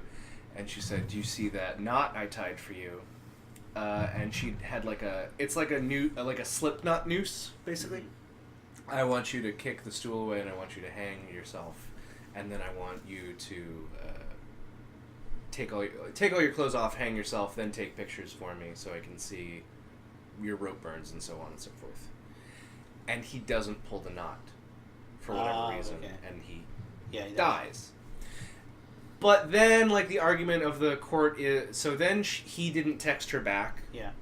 So, like, 30, 40 minutes later, she calls the police. Not the emergency line, she calls the police. Okay. And she's like, well, I'm kind of worried about my boyfriend. I'm expecting him to call back and he hasn't rung me. Could you do a welfare check on him? Yeah.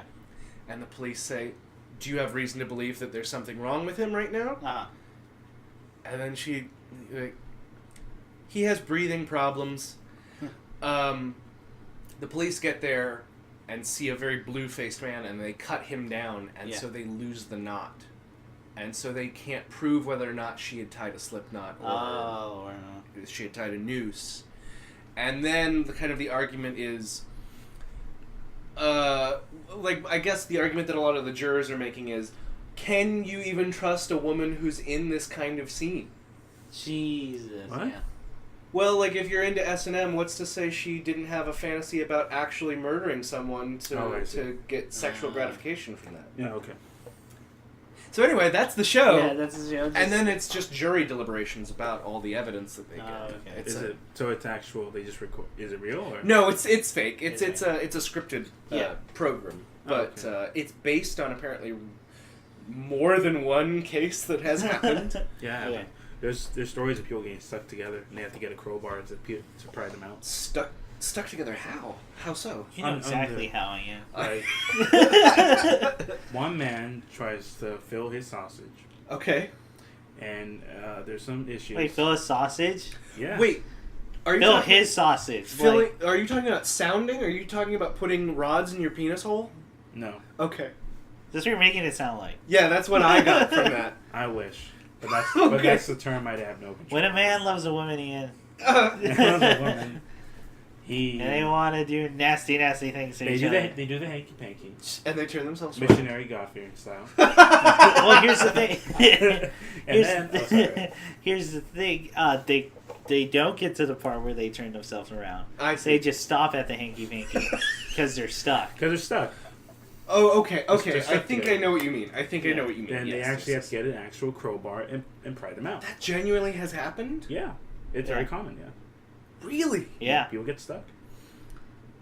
Oh my god! So they're like So mashed you together think about that. on the You stretcher. think about that. I am gonna be thinking about I'm gonna so, oh my god. And then they just have to pry them apart. They can't. Yeah. Oh my god. Oh my god. I can't. I want this to become a thing, like where, just I'm gonna need the crowbar. I can't. There's no way I'm doing this unless there's a crowbar. Martha, we know me. Yeah. We know you.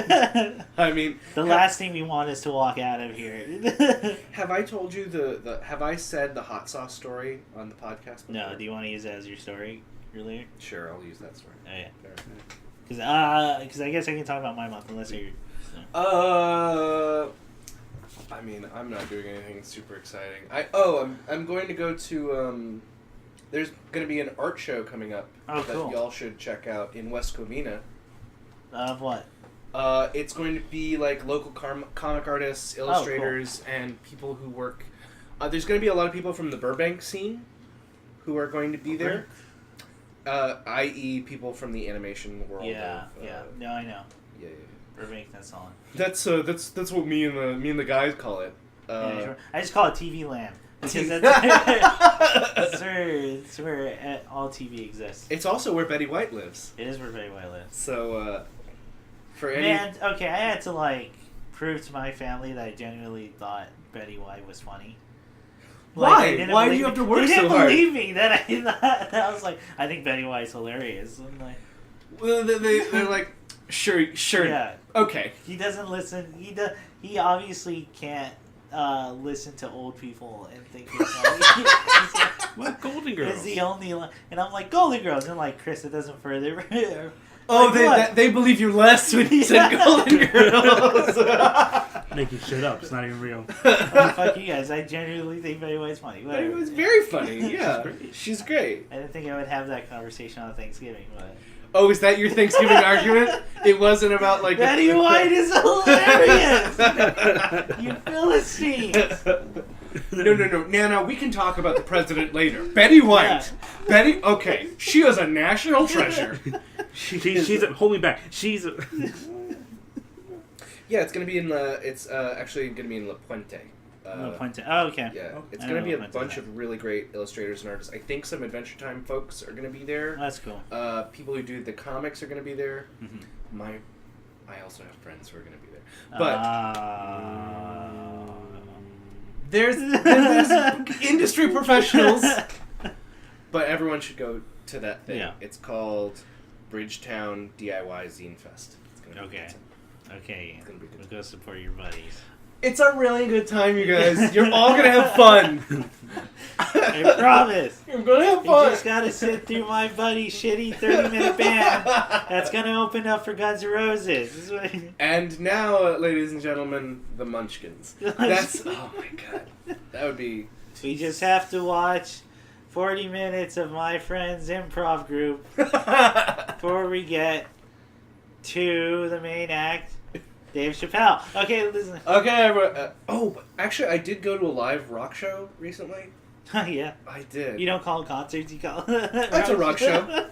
It was a music event. I went to a musical event of the rock nature. It was just this isn't my story, but I'll keep it brief. Sure. It was very weird because it was a hole in the wall place. Okay. Like a not great Uh-huh. venue. Great music. The music was really good.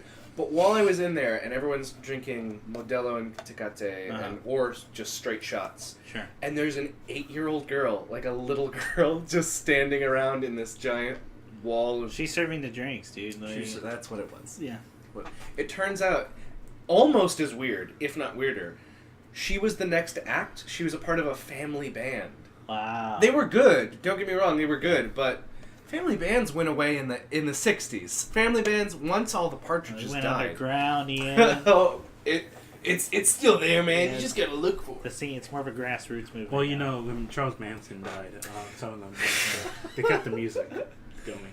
I work in a. Oh my god. I'm sorry. One last thing. I work in a school. Uh-huh. I've just been assigned to a new classroom, and one of the children said, "Well, Mr. Adams, you look like that guy on the news." And I said, "Well, I don't know. That's not helpful. I don't know who you mean."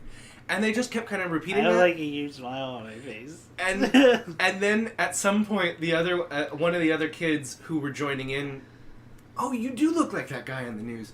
One of them then added, "Oh yeah, the one in the hospital, Charles Manson. Do you mean Charlie Manson?" That's cool. Whatever. Sure. Thanks, child. Thanks, 12-year-old, for that. My tutoring teacher looks like a Nazi.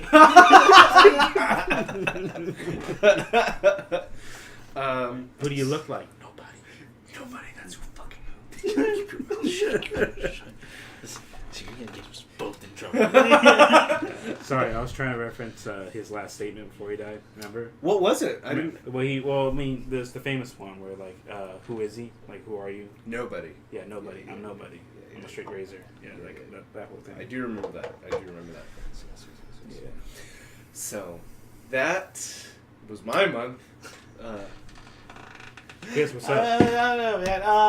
What happened? I can't get over it. Odyssey. The concert? Is good. Oh, the concert. We went to it. You went to a concert. Well, it was some synthwave groups. Saw cool. Facehugger. Always, he's great. He's like the friendliest dude ever. Great. Got to talk to him for a while. Dance with the Dead. Their new set was fantastic. I think it's probably their best set. Oh yeah. Goss was great. He's yeah. always great. The problem was at this show is that the crowd is pretty low energy, and that sucked. Because I was like really into it. Yeah, and they definitely, and I think the groups deserved more energy than like they got, which is weird. You still got everyone cheering and like laughing, but no one's like moving or doing anything. So it's like that. So it's weird. Yeah. So yeah. Other than that, it was a great time. Yeah, it was at the Moroccan Lounge, northeast of downtown Los Angeles. Oh, okay. Yeah. Yeah. Yeah, like right off the bridge. You're right off one of the bridges. Near Unity Station. Yes. Union State. Yeah. Unity. What else did I do? Unity. Did I watch anything? Did I? I watched Jim and Andy. Oh, I watched Jim and Andy, which is the Jim Carrey documentary of him doing Man on the Moon. Oh yeah, how is that? I heard about so I knew method acting was. I already know that everyone agrees method acting is not the best way. It's bad for you. Yeah, it's actually bad for you, and you don't even get the results that most of the time you want. Like most of the actual, like, great performances we hold in this team were never method acting. Yeah. Yeah. So he comes off weird, man, because Jim Carrey just seems like an ass. And he says in the interview, you know, they didn't want me to release this footage because it seems like, because it makes me look like an asshole. Yeah. And then I'm watching the footage and I go, you do seem like an asshole, Jim Carrey. And it's weird. He puts it all off as like Andy. I mean, it's definitely interesting, but it's weird, man. Yeah. That's weird because I think Andy Kaufman's funny, but yeah. Great. What else did I do? I watched The Punisher. Yeah, that was the thing. Oh, the new series is already out. Yeah. Fuck, it's good. It's good. It's good. Okay. It's better than The Fenders. It's better than Iron Fist. Oh well. What is it? Yeah. What? It's a low bar. I think my third favorite season. Oh wow. Okay. First being Jessica. No, but then Daredevil season 2. Whatever. It's good. It's just stuff for like. There's this thing we all know. This problem with the Marvel series is that 13 episodes is too long. They probably don't have enough narrative for it. Yeah. And dude, there's literally like 2 episodes here that's just all about the subplot. Oh, okay. Just all about the subplot. Like you can cut that season down to like 10, I would argue. But How integrated is it into the other storylines? like it's weirdly not. Like you get what's her name, the reporter From Daredevil? Yeah. The blonde. Yes, she's in there, and they sometimes mention the names, but really this thing's like on its own. Okay. Other than that, like John Barrethol's fucking great as Punisher still. Mm-hmm. First episode's really solid. The ending's pretty cool. It's one of those things where you're not gonna, if you're expecting just the Punisher to be just murdering people like nonstop. No, it's not that. This is more character focused. Okay. Specifically on their take of the Punisher. More PTSD riddled, out for vengeance, broken guy. Does he talk about how Wu-Tang Clan is the real shit that people should listen to? Yeah, so I saw, dude. So I got to that scene before I even knew it was a meme. Yeah. And like, even I was like, this is weird. Like, Does Punisher actually say that? yeah. Oh yeah. Yes. I'm not into rap, but Wu-Tang Clan's next level shit. Next level shit. And I'm like, does Marvel have a thing with Wu-Tang Clan? Because they got fucking Method Man like to appear in Luke Cage. He did. So, and he. I think Kevin Feige just really likes the Wu-Tang. Wu-Tang. Yeah. Was Method Man there to advertise Wu-Tang financials? No. Oh. No. You know I want to know what that is. It's a skit from Dave Chappelle. Yeah. Oh, Wu-Tang Financials. okay. With Hey, come RZA. on, I thought you like comedy. That- Wow. You gotta diversify your bonds, bitch. You gonna sandbag me like that? I will say there's really cool moments in The Punisher where it almost comes off like JoJo-esque a little bit. Oh, okay. Where it's just moments of just the character super outsmarting the other guys. Oh, cool.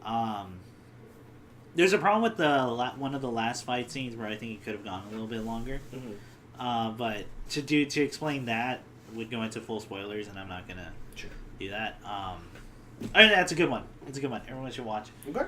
It's really entertaining.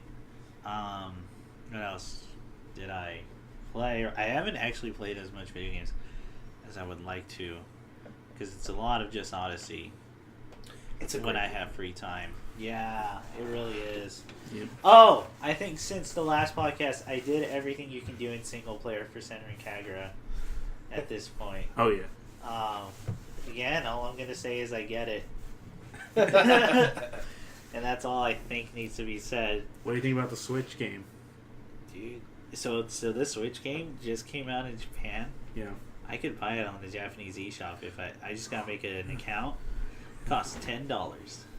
Oh wow. 1,000 yen, motherfucker. Here's it, but the thing of it is that like it's Xseed, and Xseed is very like it's like with Yakuza 5. I didn't think we get Yakuza 5, but we got it because fans demanded Sega. So I think Xseed, since they really are, you can see how much they love their fans. But there's been no announcement, Nick, and I need to. It was like this game exists. It's here. Ian has no idea what this game is, but for anyone who knows what the Senran Kagura thing in the Switch is, Okay, I'm as excited as you about the motion control and the massaging pole that you put on the thighs. Dude, we're here. It exists now. It exists with HD Rumble. I know. Did you not see the Jello pudding thing they were using as a reference? Yes, I saw the clip where they dropped the gelatin on the hand, and then they used the feeling of the hand and put on the vibration stick. Yeah, I know, on the Switch. This sounds Joy-Con. darkly perverse. This is and then the it's as feel bad as you think it is. of the bumps. Which is why I need it, because this thing, not for me, no, but because it exists, and I need people not to forget. Yeah. But yeah, he did all the single player. I know the single player. They did that. Mm-hmm. The Hey Arnold movie. Oh, okay. Oh, can we talk about that? Yeah. Let's talk about that. Did you watch it? I did. It was alright. What'd you think? It was okay. Yeah. Same. Uh, Alright, so what else? I actually really didn't like it. I thought it was What? Why? Some parts were fine. Yeah. Okay. Well. Okay. Why is Gerard the token black character now? What's up with that? Yeah. Well. What about Nadine? I never got that she was supposed to be biracial, but they kind of made a point to Wait, point that out. Nadine who is, likes bugs. Oh yeah. The one with the yellow hair. She's got yellow hair, Yeah. but she's apparently. Wait, do they make that a point? I totally. Yeah, there's like a long lingering shot on her hanging out with her white dad and black mom. Oh. And like them prying insects Yeah. from her or whatever. Wow, I don't remember that. Yeah, Holy yeah. shit. Yeah. Why did the school let the competition happen? Why did the school let the competition happen? Great question. Why is the teacher still why is he not fired? Like at the end. Why is Mr. Simmons not fired? Why does he descend into absolute madness? Yeah, on like the flip of a dime, dude. Yeah. How they get back? Good question. Never brought up. Yeah, because one you could say, well, the parents rescued them. Yeah, they jumped out of that plane, and that plane was still flying, and there was never an implication there was a pilot. Yeah, who was flying that plane? Yeah. Oh my god, good question. Because Bob is definitely not. Nope. Yeah. Bob is just having enough money to piece together Yeah. that crappy plane. Which, by the way, like, okay, but so one, I did like the joke that beepers are out of business now. Yes. But two, did no one age like with the entire fall of beepers and smartphones rise? Because That's a big gap. they're using smartphones. They're using. They're touchscreen. Yes. Like, Shouldn't they be at least in high school? They should at least be in her. I think they jumped 1 year. Yeah. Because Arnold was in 4th grade. yeah. And now he's in 5th So grade. 1 year beepers, the next Next year. touchscreen. Yes. Okay, hang on. That's the Yeah. window of time we went. And then I get what you're saying about the like a Gerard. Yeah. Where by the end of the movie, now I've seen it all. He literally has catchphrase moments, I didn't care for that either. and like where you can literally insert just some bass line happening. Laugh track, yeah. I've seen it all now. Well, It's weird. It is weird. like, that was Oh. weird. Yeah, We're you're going right. from the show that literally gave so so much stuff to go off of, Yeah, and yeah. like serious family stuff, Yeah. and weird stalker like Did girlfriends for his brother, like Yeah. to that. Well, I mean, yeah, I think that it also suffered from a lot of it's wrapping up not only Yeah. the end of a show, but 25 years of people I was about to like, say, so yeah, that's the problem, right? Yeah. Is that this is the return of it, Yeah. or the end. It's an ensemble cast. Yeah. Everyone has to have a moment Mhm. of funny, Yeah. and so you have to boil down their character into one thing. Like the bully is no longer this complex character who is actually acting out for attention. Yes. No, he's just fat kid. No, he's fat Yeah. kid now. Fat kid who's also Jewish. He's a Jewish fat kid. Yes. I used to be a one-dimensional character. That- and He then- literally has that moment, and like the rest of the movie is him being a Being a one-dimensional one-dimensional character. character. He's the joke. That's it. Yeah. Oh, There are good sorry. bits in there. Like There La Sombra has some good moments. Yeah, The password bit I thought was funny. that's very funny. The stone bridge was so stupid Yeah. that I let it go because I knew it. Because in my head's like they would not have put that unless they knew the actual implications Yes. of that, and that's part of the joke. Yeah. So that's fine. Yeah. Oh, I was gonna say. So how's the heart thing work? So it's any heart that can Yeah, go dude, into I the don't thing? know. So what was the point of it being in that giant container? Was it that the fact that it was made of gold that made it rain? It was like, It was just gold, a golden heart. It doesn't even take that much gold. It's like a gold frame, and Helga says it's not even pure. I don't think it was even like a shit was given that it was gold. It was just like you need a key shaped thing to make the Heart. thing go. Yeah. Yeah. Yeah. Has to resemble a heart in any sense. Because it's weird, because the original Looked like an heart, organ. Yeah, it looked like an organ, but this is like the romanticized, like A cartoon, yeah. like Yeah. a pretty ass shaped heart. Uh-huh. Yeah. Mhm. That's why those hearts are shaped. Oh, like and that. dude, there's like and it's all the pacing's weird. and it goes by so fucking fast. And you go through so many tropes. It's crazy. You already have a montage within the first 10 minutes of them trying to get... It's literally it screams like the writers or directors are going, we need them to get to South America now! And, like, that's what it is. But you had to have that, like, well, he has to think he's not going to do it. But then he does it! But then he does it. And then and, like... there's a moment in that... And I remember timing this because I was pausing it with Nick as it was going. Within the span of, I think, 6 minutes, you get so many different tropes. You get a main character having a secret. Yeah. To the best friend feeling betrayed and not being the best friend anymore because they kept a secret. Yes. To the confession we've been waiting for 25 years. Which, by the way, I think Nick's right.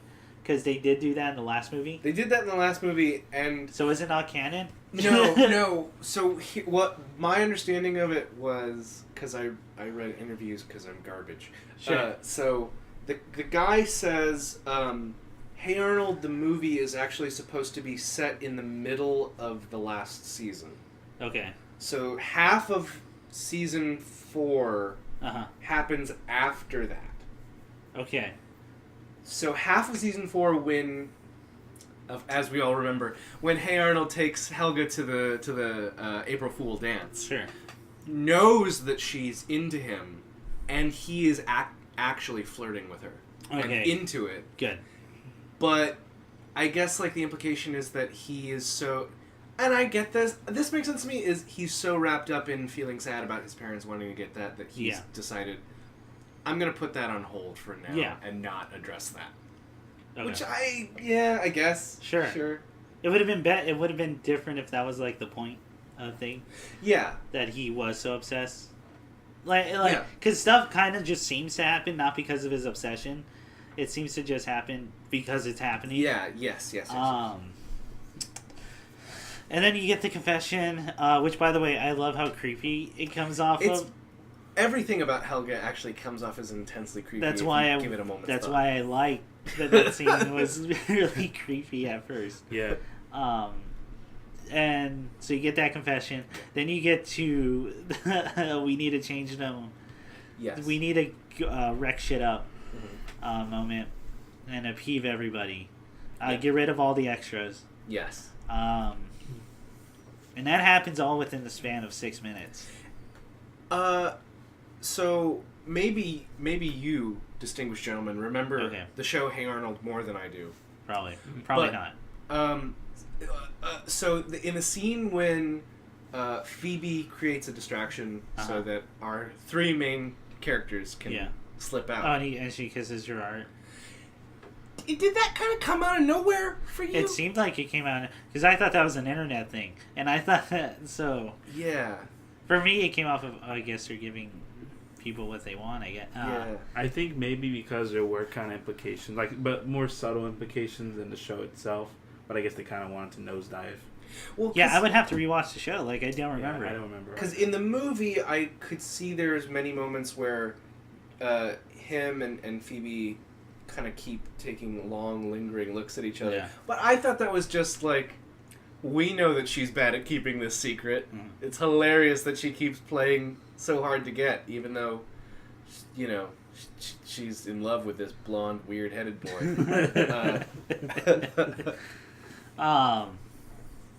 Yeah, and just the emotional impacts are weird. Yeah. I did not feel the way I think they wanted me to feel when the parents were met. I mean, it was kind of weird. It was supposed to probably be like a moment of relief, and I just kind of thought, oh, well, okay, this also happened. Yeah. Also, how are the parents going to find a job? They've been I do like how weird they're acting when they do go back to New York. Because they have no point of reference for anything. They literally said, we'll wait right here for you, almost like a puppy. Yeah. Because they don't know where to go. There's nowhere to... They've been unconscious for, in the show, almost a decade. Yeah. And, oh my god. And their son lives a life without them. Yeah. So, yeah. And so, actually what would be interesting to me is well, now how does he square that relationship? Yeah. That he's so desperately wanted, and no fault for a kid for wanting to be with the parents, but like, you had a thing that was working pretty well before that. Yeah, he was living that out. And the parents, like, how did they deal with that? Because they're obviously want to be with their son. And they were gone before beepers. Yeah. And now they're in touchscreen times. Touchscreen So, time. it's going to be confusing for everybody. It's gonna be weird, man. I did like the idea of the final scene, of one of the final scenes where Arnold does think it's a dream. Yeah. Like, of just a state of, is this new life actually happening? Because this seems too good to be true. Yeah. And I like that idea, but I don't know if one scene was enough to... Yeah, I know what you mean. I don't know if... what I'm saying is I don't think the impact hit as hard as I think it should have. I mean, I think that goes back to, and maybe... It felt cheap. And Like...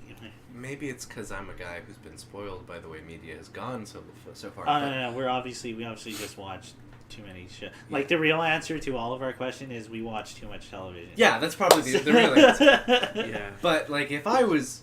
I would say that, like, again, the interesting thing now, rather than, like, okay, like, they went to the jungle and there was, like, a magic kingdom and there's... Oh, yeah, magic just exists. Magic exists! Yeah. Magic weird And it just Tony Stark happens. technology in the little eyepiece. And it just happens. I almost forgot that, magic... Magic apparently just is happens, real. dude. Oh, but no, magic did exist in Hey Arnold before. Where? Ghosts are real. Ghosts are real. Ghosts are demonstrably real. They Yeah. exist. Also, like, legendary creatures, like mythical sea monster in that one episode. Yeah. I don't remember that. Yeah, that does exist. Man, should I rewatch all of it? Maybe you should. Yeah, because that scene where the guy reunites with his daughter after the Vietnam War. Yeah. Oh, shit. Yeah. See, I always remember that. I love that bit, because even as a kid, I was like, Oh, that's... this is heavy shit, man. Like, Yeah. Well, And then he became a country and western star. yes. There's a lot of things that yeah. happened on that show. the I guy. Oh, yeah. Yeah. like the episodes I remember the most. The Vietnamese Dude, getting his daughter.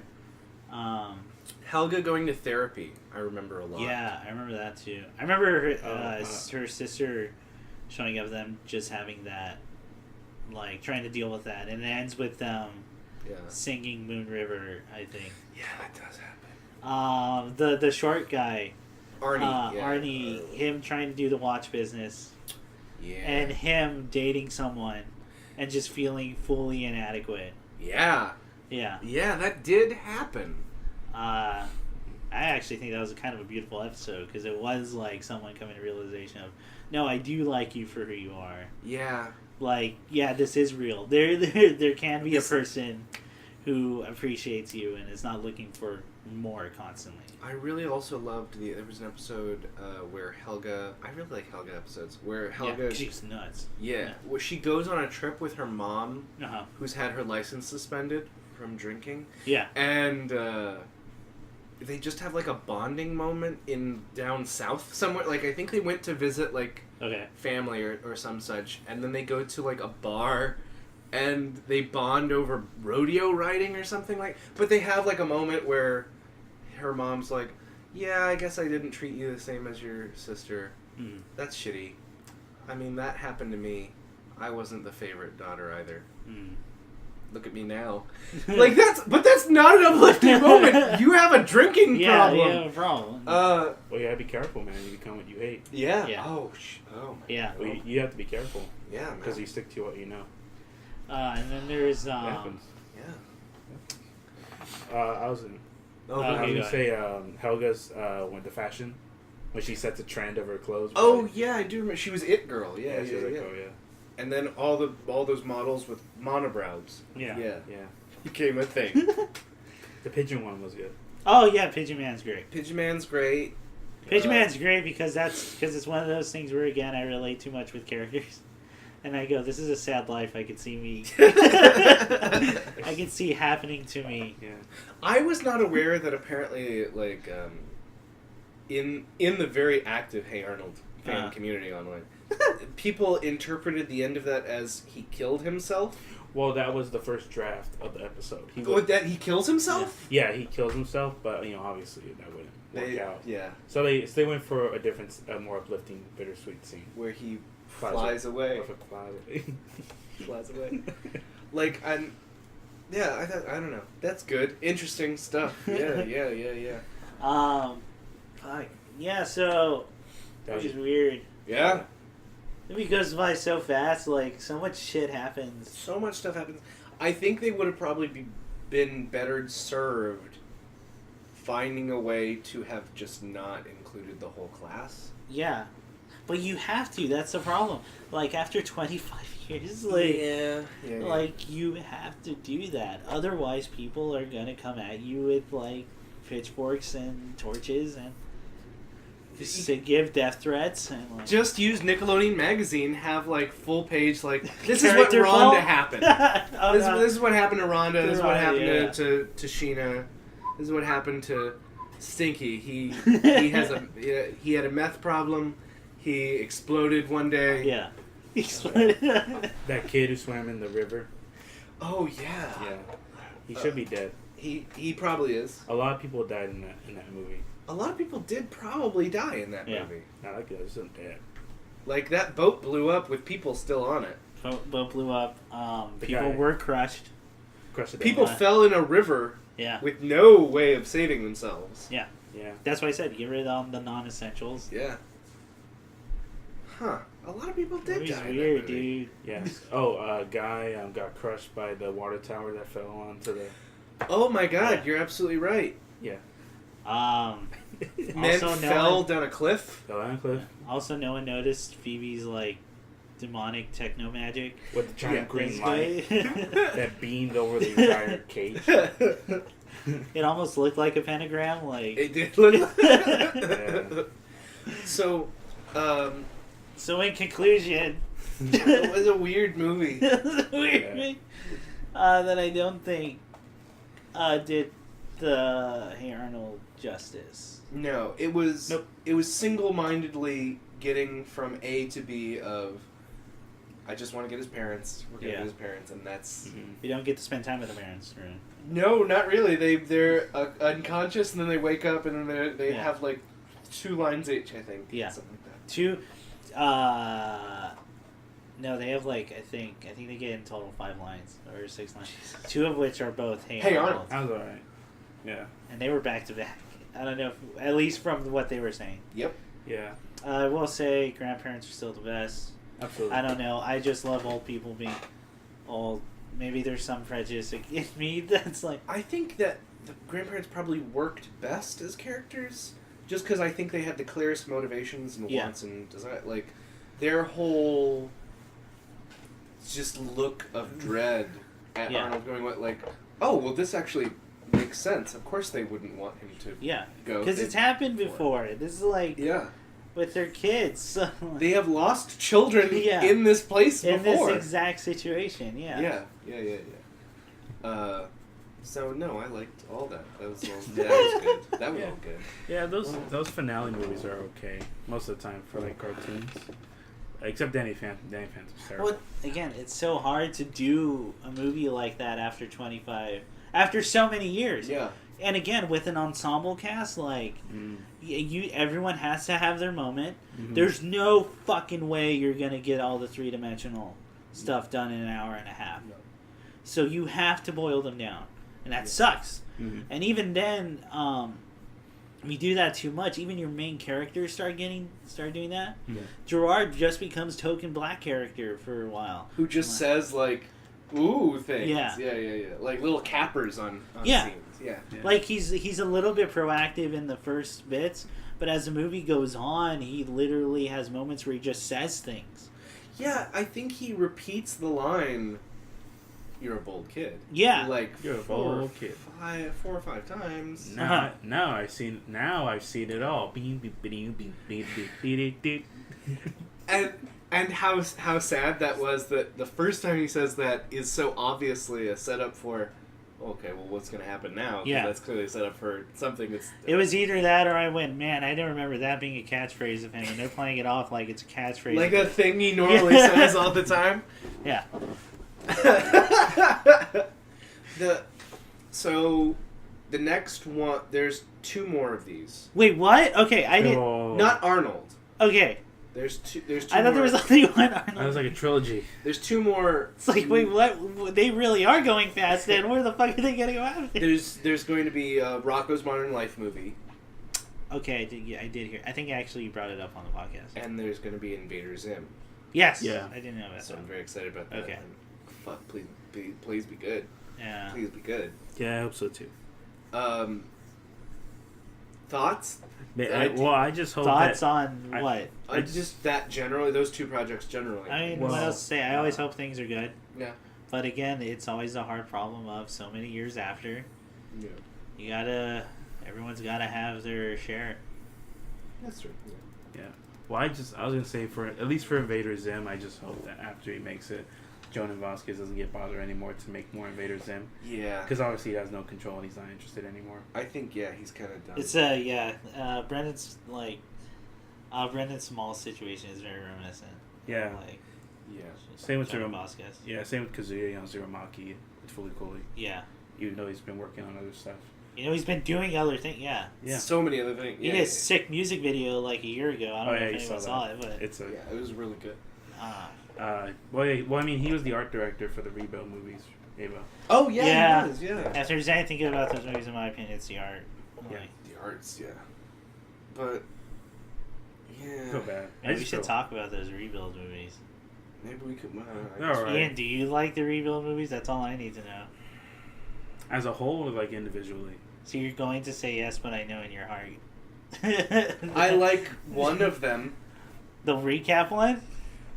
No, I like The second one? the second one. I think is the one I like. Second one's okay. The second one might be the best one. Oh, really? You didn't like third one? I thought. Third one. The third one, the third one is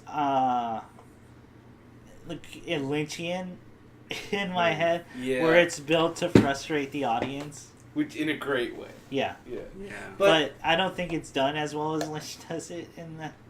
I liked all the counter stuff. That was all good. That was funny. And then it was Yeah, those horses ran, dude. those wild horses. They ran hard. Those horses ran. Yeah. And then the sadness at the end of that worked. But I don't know. I feel like a lot of it they've Eva Unit 1 is being used to power the airship. I don't know if you remember that bit. I do remember that bit. Because the original series is Shinji getting the goddamn robot, but now it's like Shinji get the fuck out of that robot. Yeah. You're gonna get everyone killed, and he got people killed. And guess Because what? the third impact. And then like there's all this weird stuff where I feel like they've just redone people's characters entirely. They did. Yeah. Like No, they- yeah. Like they're Masada's different, and well, because quote unquote time skip. Right. Yeah, like there was about like in between stuff that. But yeah, like Asuka seems very different, and Because time skip. Because the world ended, Ian. I don't know if you remember, but The third impact happened. I guess. Yeah, at the end of 2.0 was the third impact. Yeah, and then they're talking about the fourth impact is gonna happen. Yeah. God. World War 4. 3 was so intense they had to skip over to 4. Man. But that stuff at the piano's neat. Very. I just like the implied sex scene. Says Ian. I mean, It'll make great for my family. that could be anything I say. Give me anything. That could. Oh, so what did you think of? I don't know. What did you think of Up? I enjoyed the implied sex scenes. especially on the hill. You should start, if you ever start reviewing movies, every every review should, and I did appreciate The it. implied sex scene. Here's been my review of Fast 5. So, Teenage Mutant Ninja Turtles 3. The Michael Bay joint. Arnold Black. I did enjoy The the implied. sex scene in Bible Blood.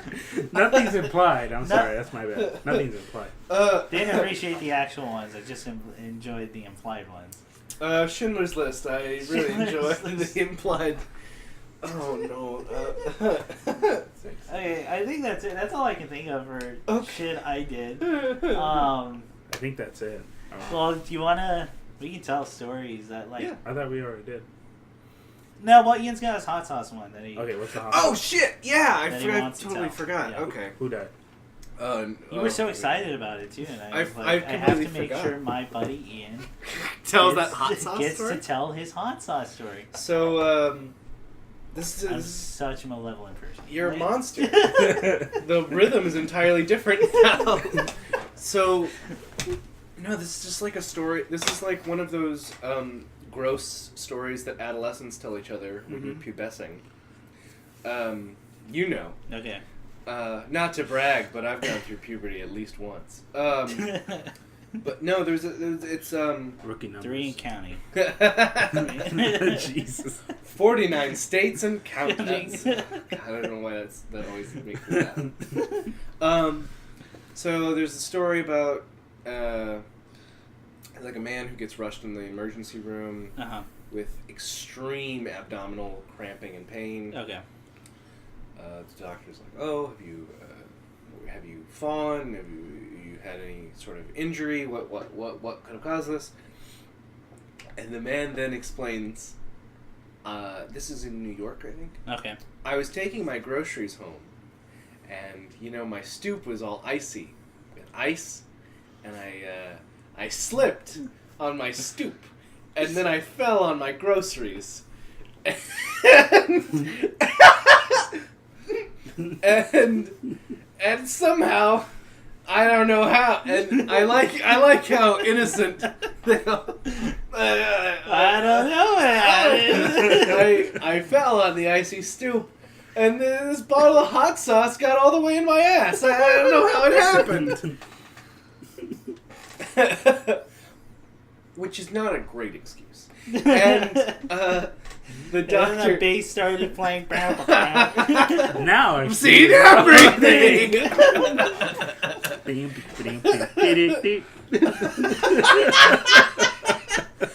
And then. I didn't force my Sally Bones to force it up. Oh no!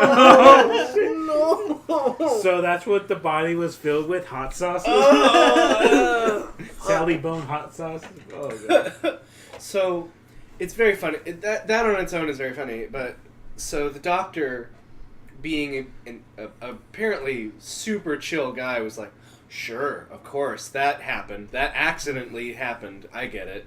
Well, we're gonna have to get out some equipment to get in there and get it out because there's nothing to hold. So you just hang tight and we'll get you in there." At which point, around the time that they finally managed to retrieve this bottle of hot sauce, another man is admitted into the hospital with almost the exact same story. It's crazy. I don't know how this happened. That's an SCP. Oh my It's god. just an SCV. If you look at this painting, it's gonna put hot sauce in your. Has someone made Sally Bones into an SCV? It should be one. It should be. It is one in our lives. All right. It no- is. It's a real No one. one steal that. I'm gonna try to make that into something. But so what I found particularly amusing is the doctor continues to be incredibly patient and it's like, "Oh sure, yeah, that happens." But the detail that always struck me is when they pull it out and they retrieve these bottles of hot sauce, they also have flavored condoms wrapped over the entire bottle of hot sauce. This is a thing. Yeah. But it's the same brand on both of them. And So this is the craziest marketing stunt we've ever seen. And so the first man... No, what happened is then the first man who is now free is just makes a point to tell the doctor, "I've never seen that guy in my life. Yeah. Not prompted at all. Just, I want that to be clear.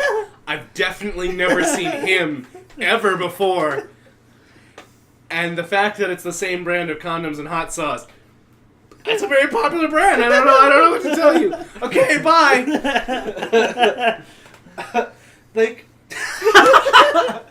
So what's gotta be is these guys were doing something. they were doing something very And they intense. planned their visits. They timed them out. Yeah. They timed it. They spaced it out, and it was bad enough to have to go to the emergency room, but not bad enough that they couldn't get dressed again Yeah. and go to. And also that they couldn't come up with like I guess maybe because there Different is no stories. excuse. Yeah. There is no excuse that two different men should, in the same neighborhood should be slippery ice guys.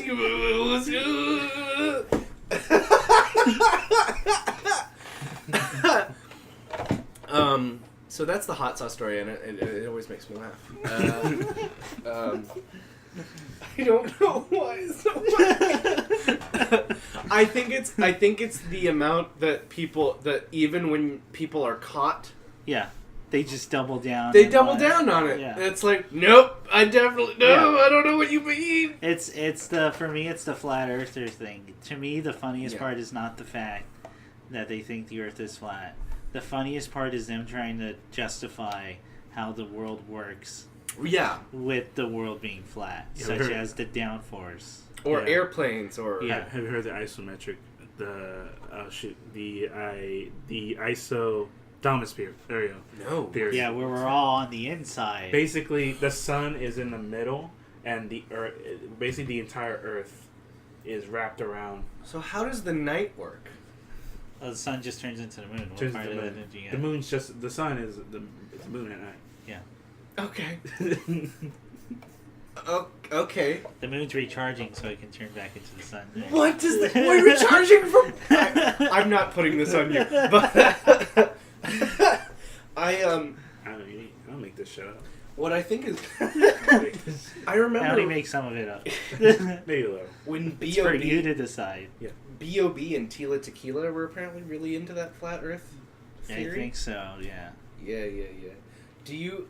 So I only know this from Cracked articles, Okay. but Tila Tequila, of course, was the weird, greasy sex idea of an MTV executive. Sure. Yeah. She scares me. She's terrifying. Even as a kid, she terrified me. But you know about her weird fetish? Of flat Earth. No. No, well, she's into flat Earth, but she's apparently also really into Nazis. And yeah. Have you heard about this? No. She's super into Nazis. And she apparently, she posted a bunch of, what I'm going to describe as pornographic Nazi images. It's blonde men in boots and almost nothing else with swastika chest tattoos. Yeah. And she's just like, who thinks this is wrong? Everyone! Everybody. Tila! Everyone thinks this is wrong! Oh, I was in a swamp meet I used to go to. There was a guy who was always selling Nazi memorabilia. Really? Yeah, he was selling random junk, and then he had a specific nice glass case for Nazi memorabilia. I'm always on the edge of... This is going to sound weird out of context. Okay. I'm always on the edge of what's the right way to display Nazi paraphernalia. Well, because, my very Jewish great-granddad was in World War II. Yeah. And now we have a Nazi helmet from a guy he killed. Yeah. So I'm like, that's something to be proud of. Holy shit. But Yeah. do you put, just a helmet with a swastika on it? That needs context. Yeah. Whereas it's just there's a Nazi helmet on Ian's desk. That's weird. That's not... What you would have to do, I guess, is you would have to have photos of your grandfather in Sure. World War II. Yeah. Up next to it, or a sign that says "Dead Nazi helmet," specifically no, he's a dead guy. Yeah. He got murdered up. Yeah. 1 of 2 million. But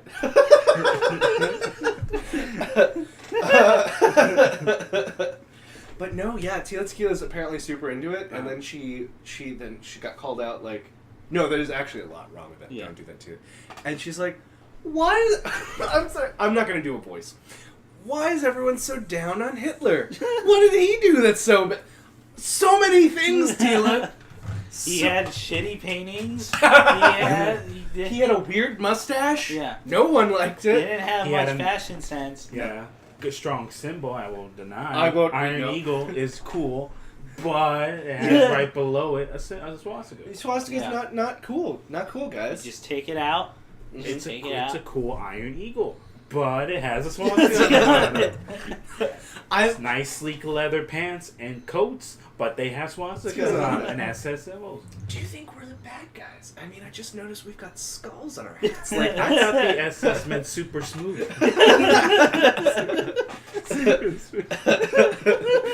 I think that's one of the first sketches David Mitchell ever wrote, and it's legitimately one of my favorite. It's really good. It's of like two Nazis in a trench. Yeah. I mean, I just think of all the other people who wear skulls on their shirts, man. Like, they're not good people.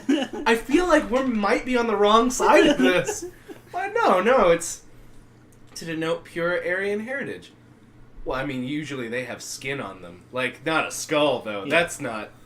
That's not good, right? What about pirates? Pirates are fun. Yeah, but pirates are still bad guys, though. They're murderers. Yeah. We should leave. So, I'm glad I told that story. Solid, Yeah. Nick, do you have anything? Shit, I don't know. Go back to me. Okay, well, my story comes in the form of an apology that I would like to make very public here. Oh, okay. About a week ago, I was at a party. And this is assuming everyone at that party is listening. It's this podcast. And we had a discussion of what fictional bands we would like to be real. And I couldn't come up with anything except Deathclaw. Mhm. And now I realize I am a fool. Mhm. And I am wrong. And I apologize for this. My real answer should have been the Hex Girls. And because that is exactly what this world needs at this point It is. in time. And everyone should go listen to them. They have actual albums you can buy. They at do have Hexworks. an album. I put 2 of their songs as the ender for our Halloween special, Oh, wow. in case anyone didn't listen to that. Okay, great. Mm. And I would just like to apologize for that. Oh, I understand. And that's it. That's all. You should really end this with "We are Hex Girls and we don't care." Yeah. That's. Well, because I did that with the last one. Should I do? I Oh, can do it again. you can do it again. Fucking It's a on. great song. Fucking love that song. Yeah. Let's close out with a clip from Scooby-Doo Mystery Incorporated and the Hex Girls. Should I make this should be a segment where I just apologize for something that's not actually related to the podcast? Let's take a moment to apology corner. Yeah. Dear Dear man at the drive-thru, I was ready to order, but when you asked me out of the blue, I just said I need a moment in order to recuperate myself. I was scared to talk, Mhm. and I realize this now. And It has nothing to do with you. To the waiter at the Applebee's off the 405. It was soup. I wanted soup. I didn't want salad. It's just that you guys had a salad sale, and I didn't want insult your advertisements. You guys worked very hard on those ads. To the child flying both kites in San Gabriel Park, I just want to say, though my opinion on your design stands, the way I may have phrased that judgment might not have been the best. And I apologize for any distress I caused to you or your family at this time. Dear 7-Eleven employee off the 10 that I went to that one evening at 11 p.m., I did not leave a penny. I just took it. Oh, wow. That was it. To the San Diego Superchargers, I'd like to say, I understand that you, the players, aren't Yeah. responsible for what the team anthem is. Yes. And it's unfair of me to hold you to that standard. I apologize for anything my family, or our publicated Works may have said about the San Diego Superchargers theme song over this past holiday weekend. It was wrong. It was not the time or place. I apologize. To the writer and the original creator of the Sonic Archie comics of 2002, I apologize for not finishing the issues or sending back customer feedback, which might have caused you to be bankrupt. But there is good news. I'll let you know that I am reading Mega Man. It's okay. Jaleel White. You keep it up, man. You're doing great. No apologies. No apology. To the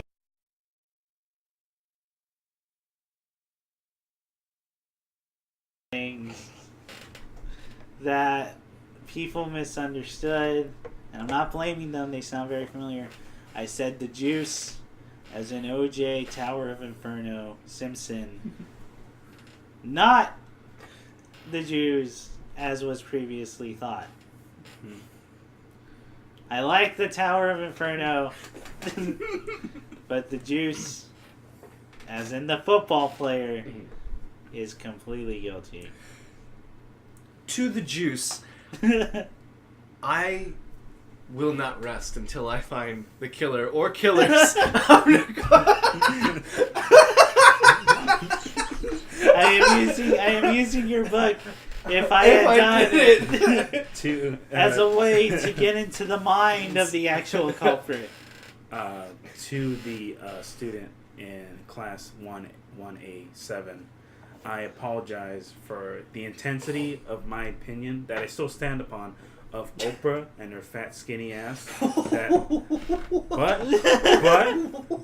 I will say, you're gonna have to unpack something. You're gonna have to unpack something because that's two things at the same time, and it's. I mean, let's get there.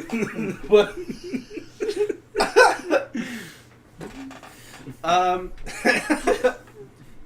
to Anna Faris,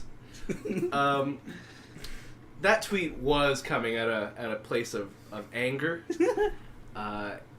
It's not reflective of my actual values or beliefs. And it wasn't fair of me to point out that only one letter to your name would make it Anna Farts. It's not fair. It's not right. It wasn't right. And I apologize. To the people I just cropped it in the elevator. That was totally me. And in fact, the rule of whoever smelt it, dealt it, hangs true. As much as I deny it.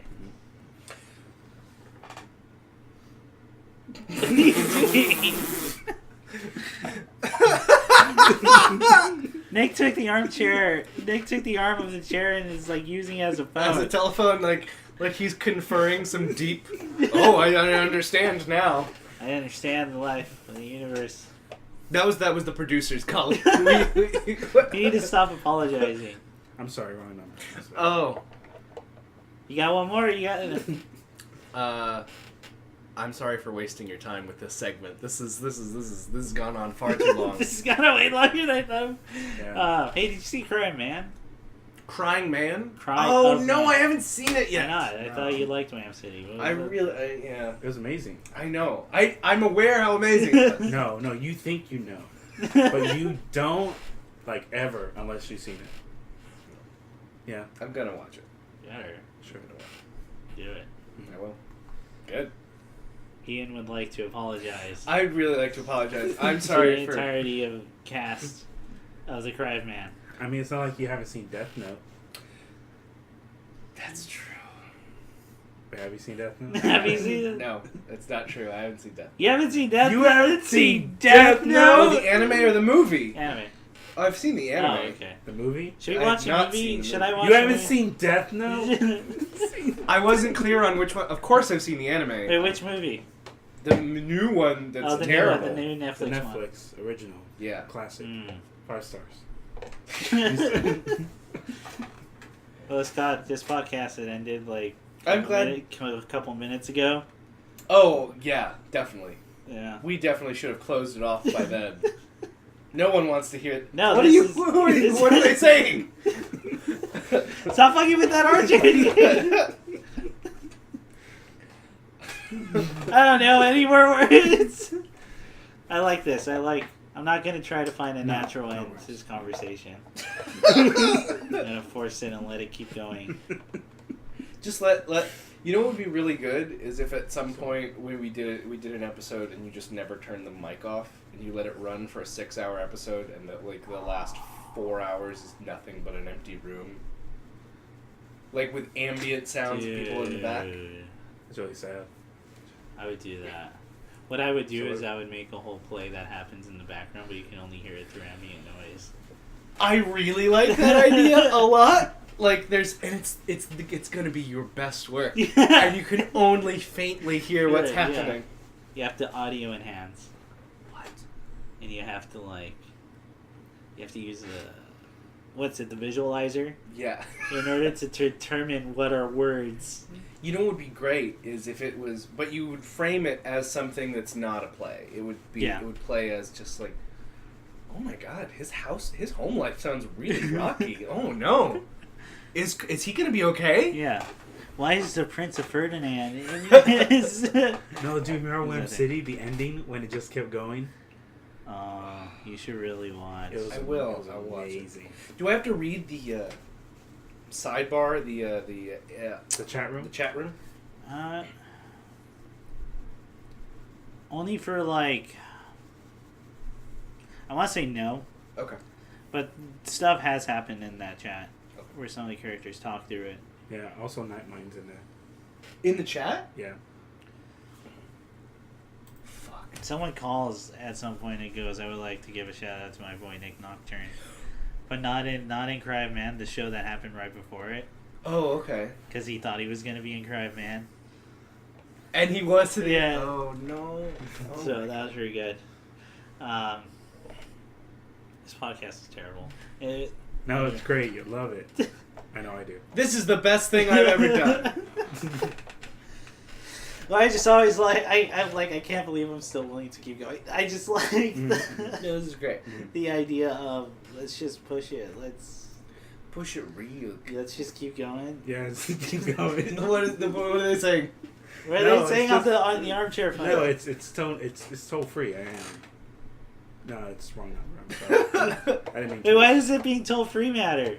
Huh? Are there armchairs that are not toll free? Where do you put the coin? It's 1-800-AT&T. It's toll free. No. Ruin the bit. You fucking. I'm not. I'm asking. I was trying to actually help add to the bit. No, do you remember Carrot Top doing those ads? Those ads No. for like payphones? No. It was before your time. Oh yeah. Okay. Well. Sorry. Wow. School me, a youngster. I will. And tell me about So Carrot Top. Carrot Top was I know what Carrot Top is. a nightmare of undeterminate gender. Yeah, but that sounds right. Steroids. Yeah. Lots of steroids. And also Tanning. facelifts, all of it, really.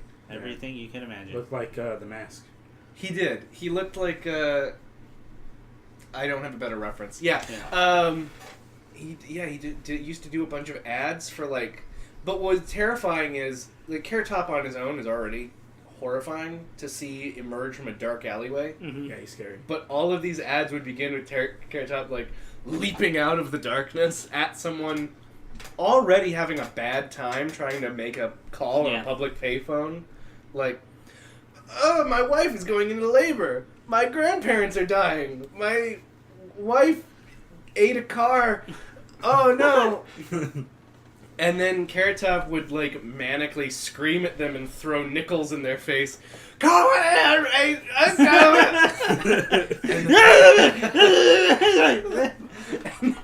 And the person would say, "I can't understand what you're saying." Ah! Ah! I'm a vampire.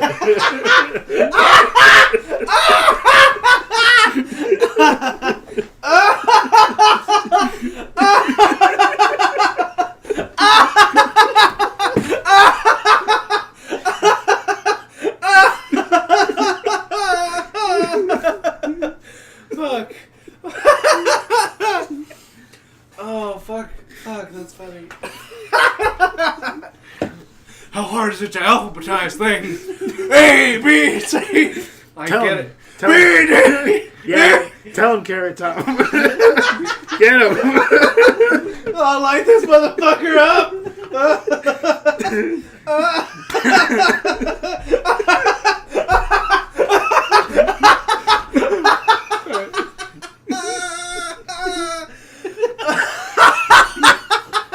Oh, that was the fucking funniest. Sorry.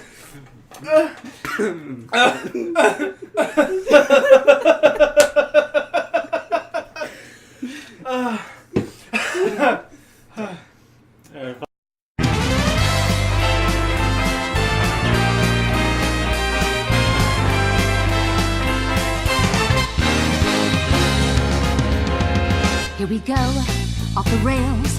Don't you know it's time to raise our sails? It's freedom like you never knew. Don't need bags or a pass. Say the word, I'll be there in a flash. You could say my hat is off to you. Oh, we can zoom all the way to the moon from this great wide wacky world. Jump with me, grab coins with me, oh yeah. It's time to jump up in the air. Jump up, don't be scared. Jump up and your cares will soar away. And if the dark clouds start to swirl, don't feel them shed a tear, 'cause I'll be your one-up girl.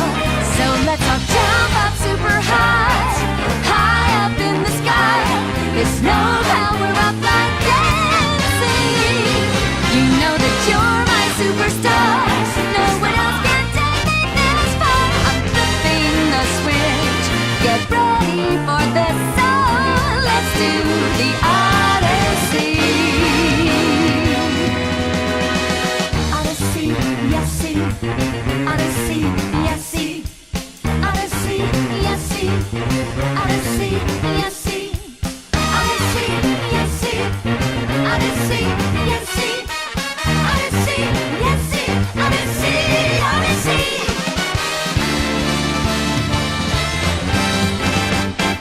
Spin the wheel, take a chance. Every journey starts a new romance. A new world's calling out to you. Take a turn off the path. Find a new addition to the cast. You know that any captain needs a crew.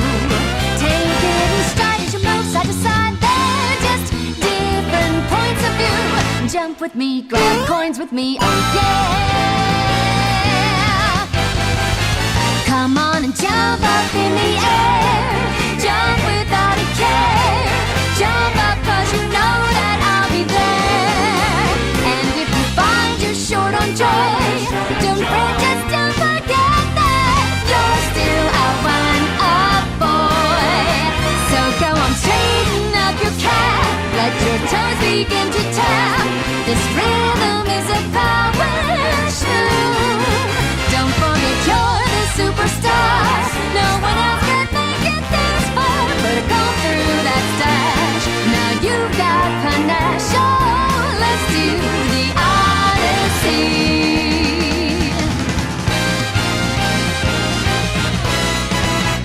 It's time to jump up in the air. Jump up, don't be scared. Jump up and your cares will soar away. And if the dark clouds start to swirl, don't fear, don't shed a tear, 'cause I'll be your one-up girl. Now listen, all you boys and girls all around the world, don't be afraid to get up and move. You know that we're all superstars.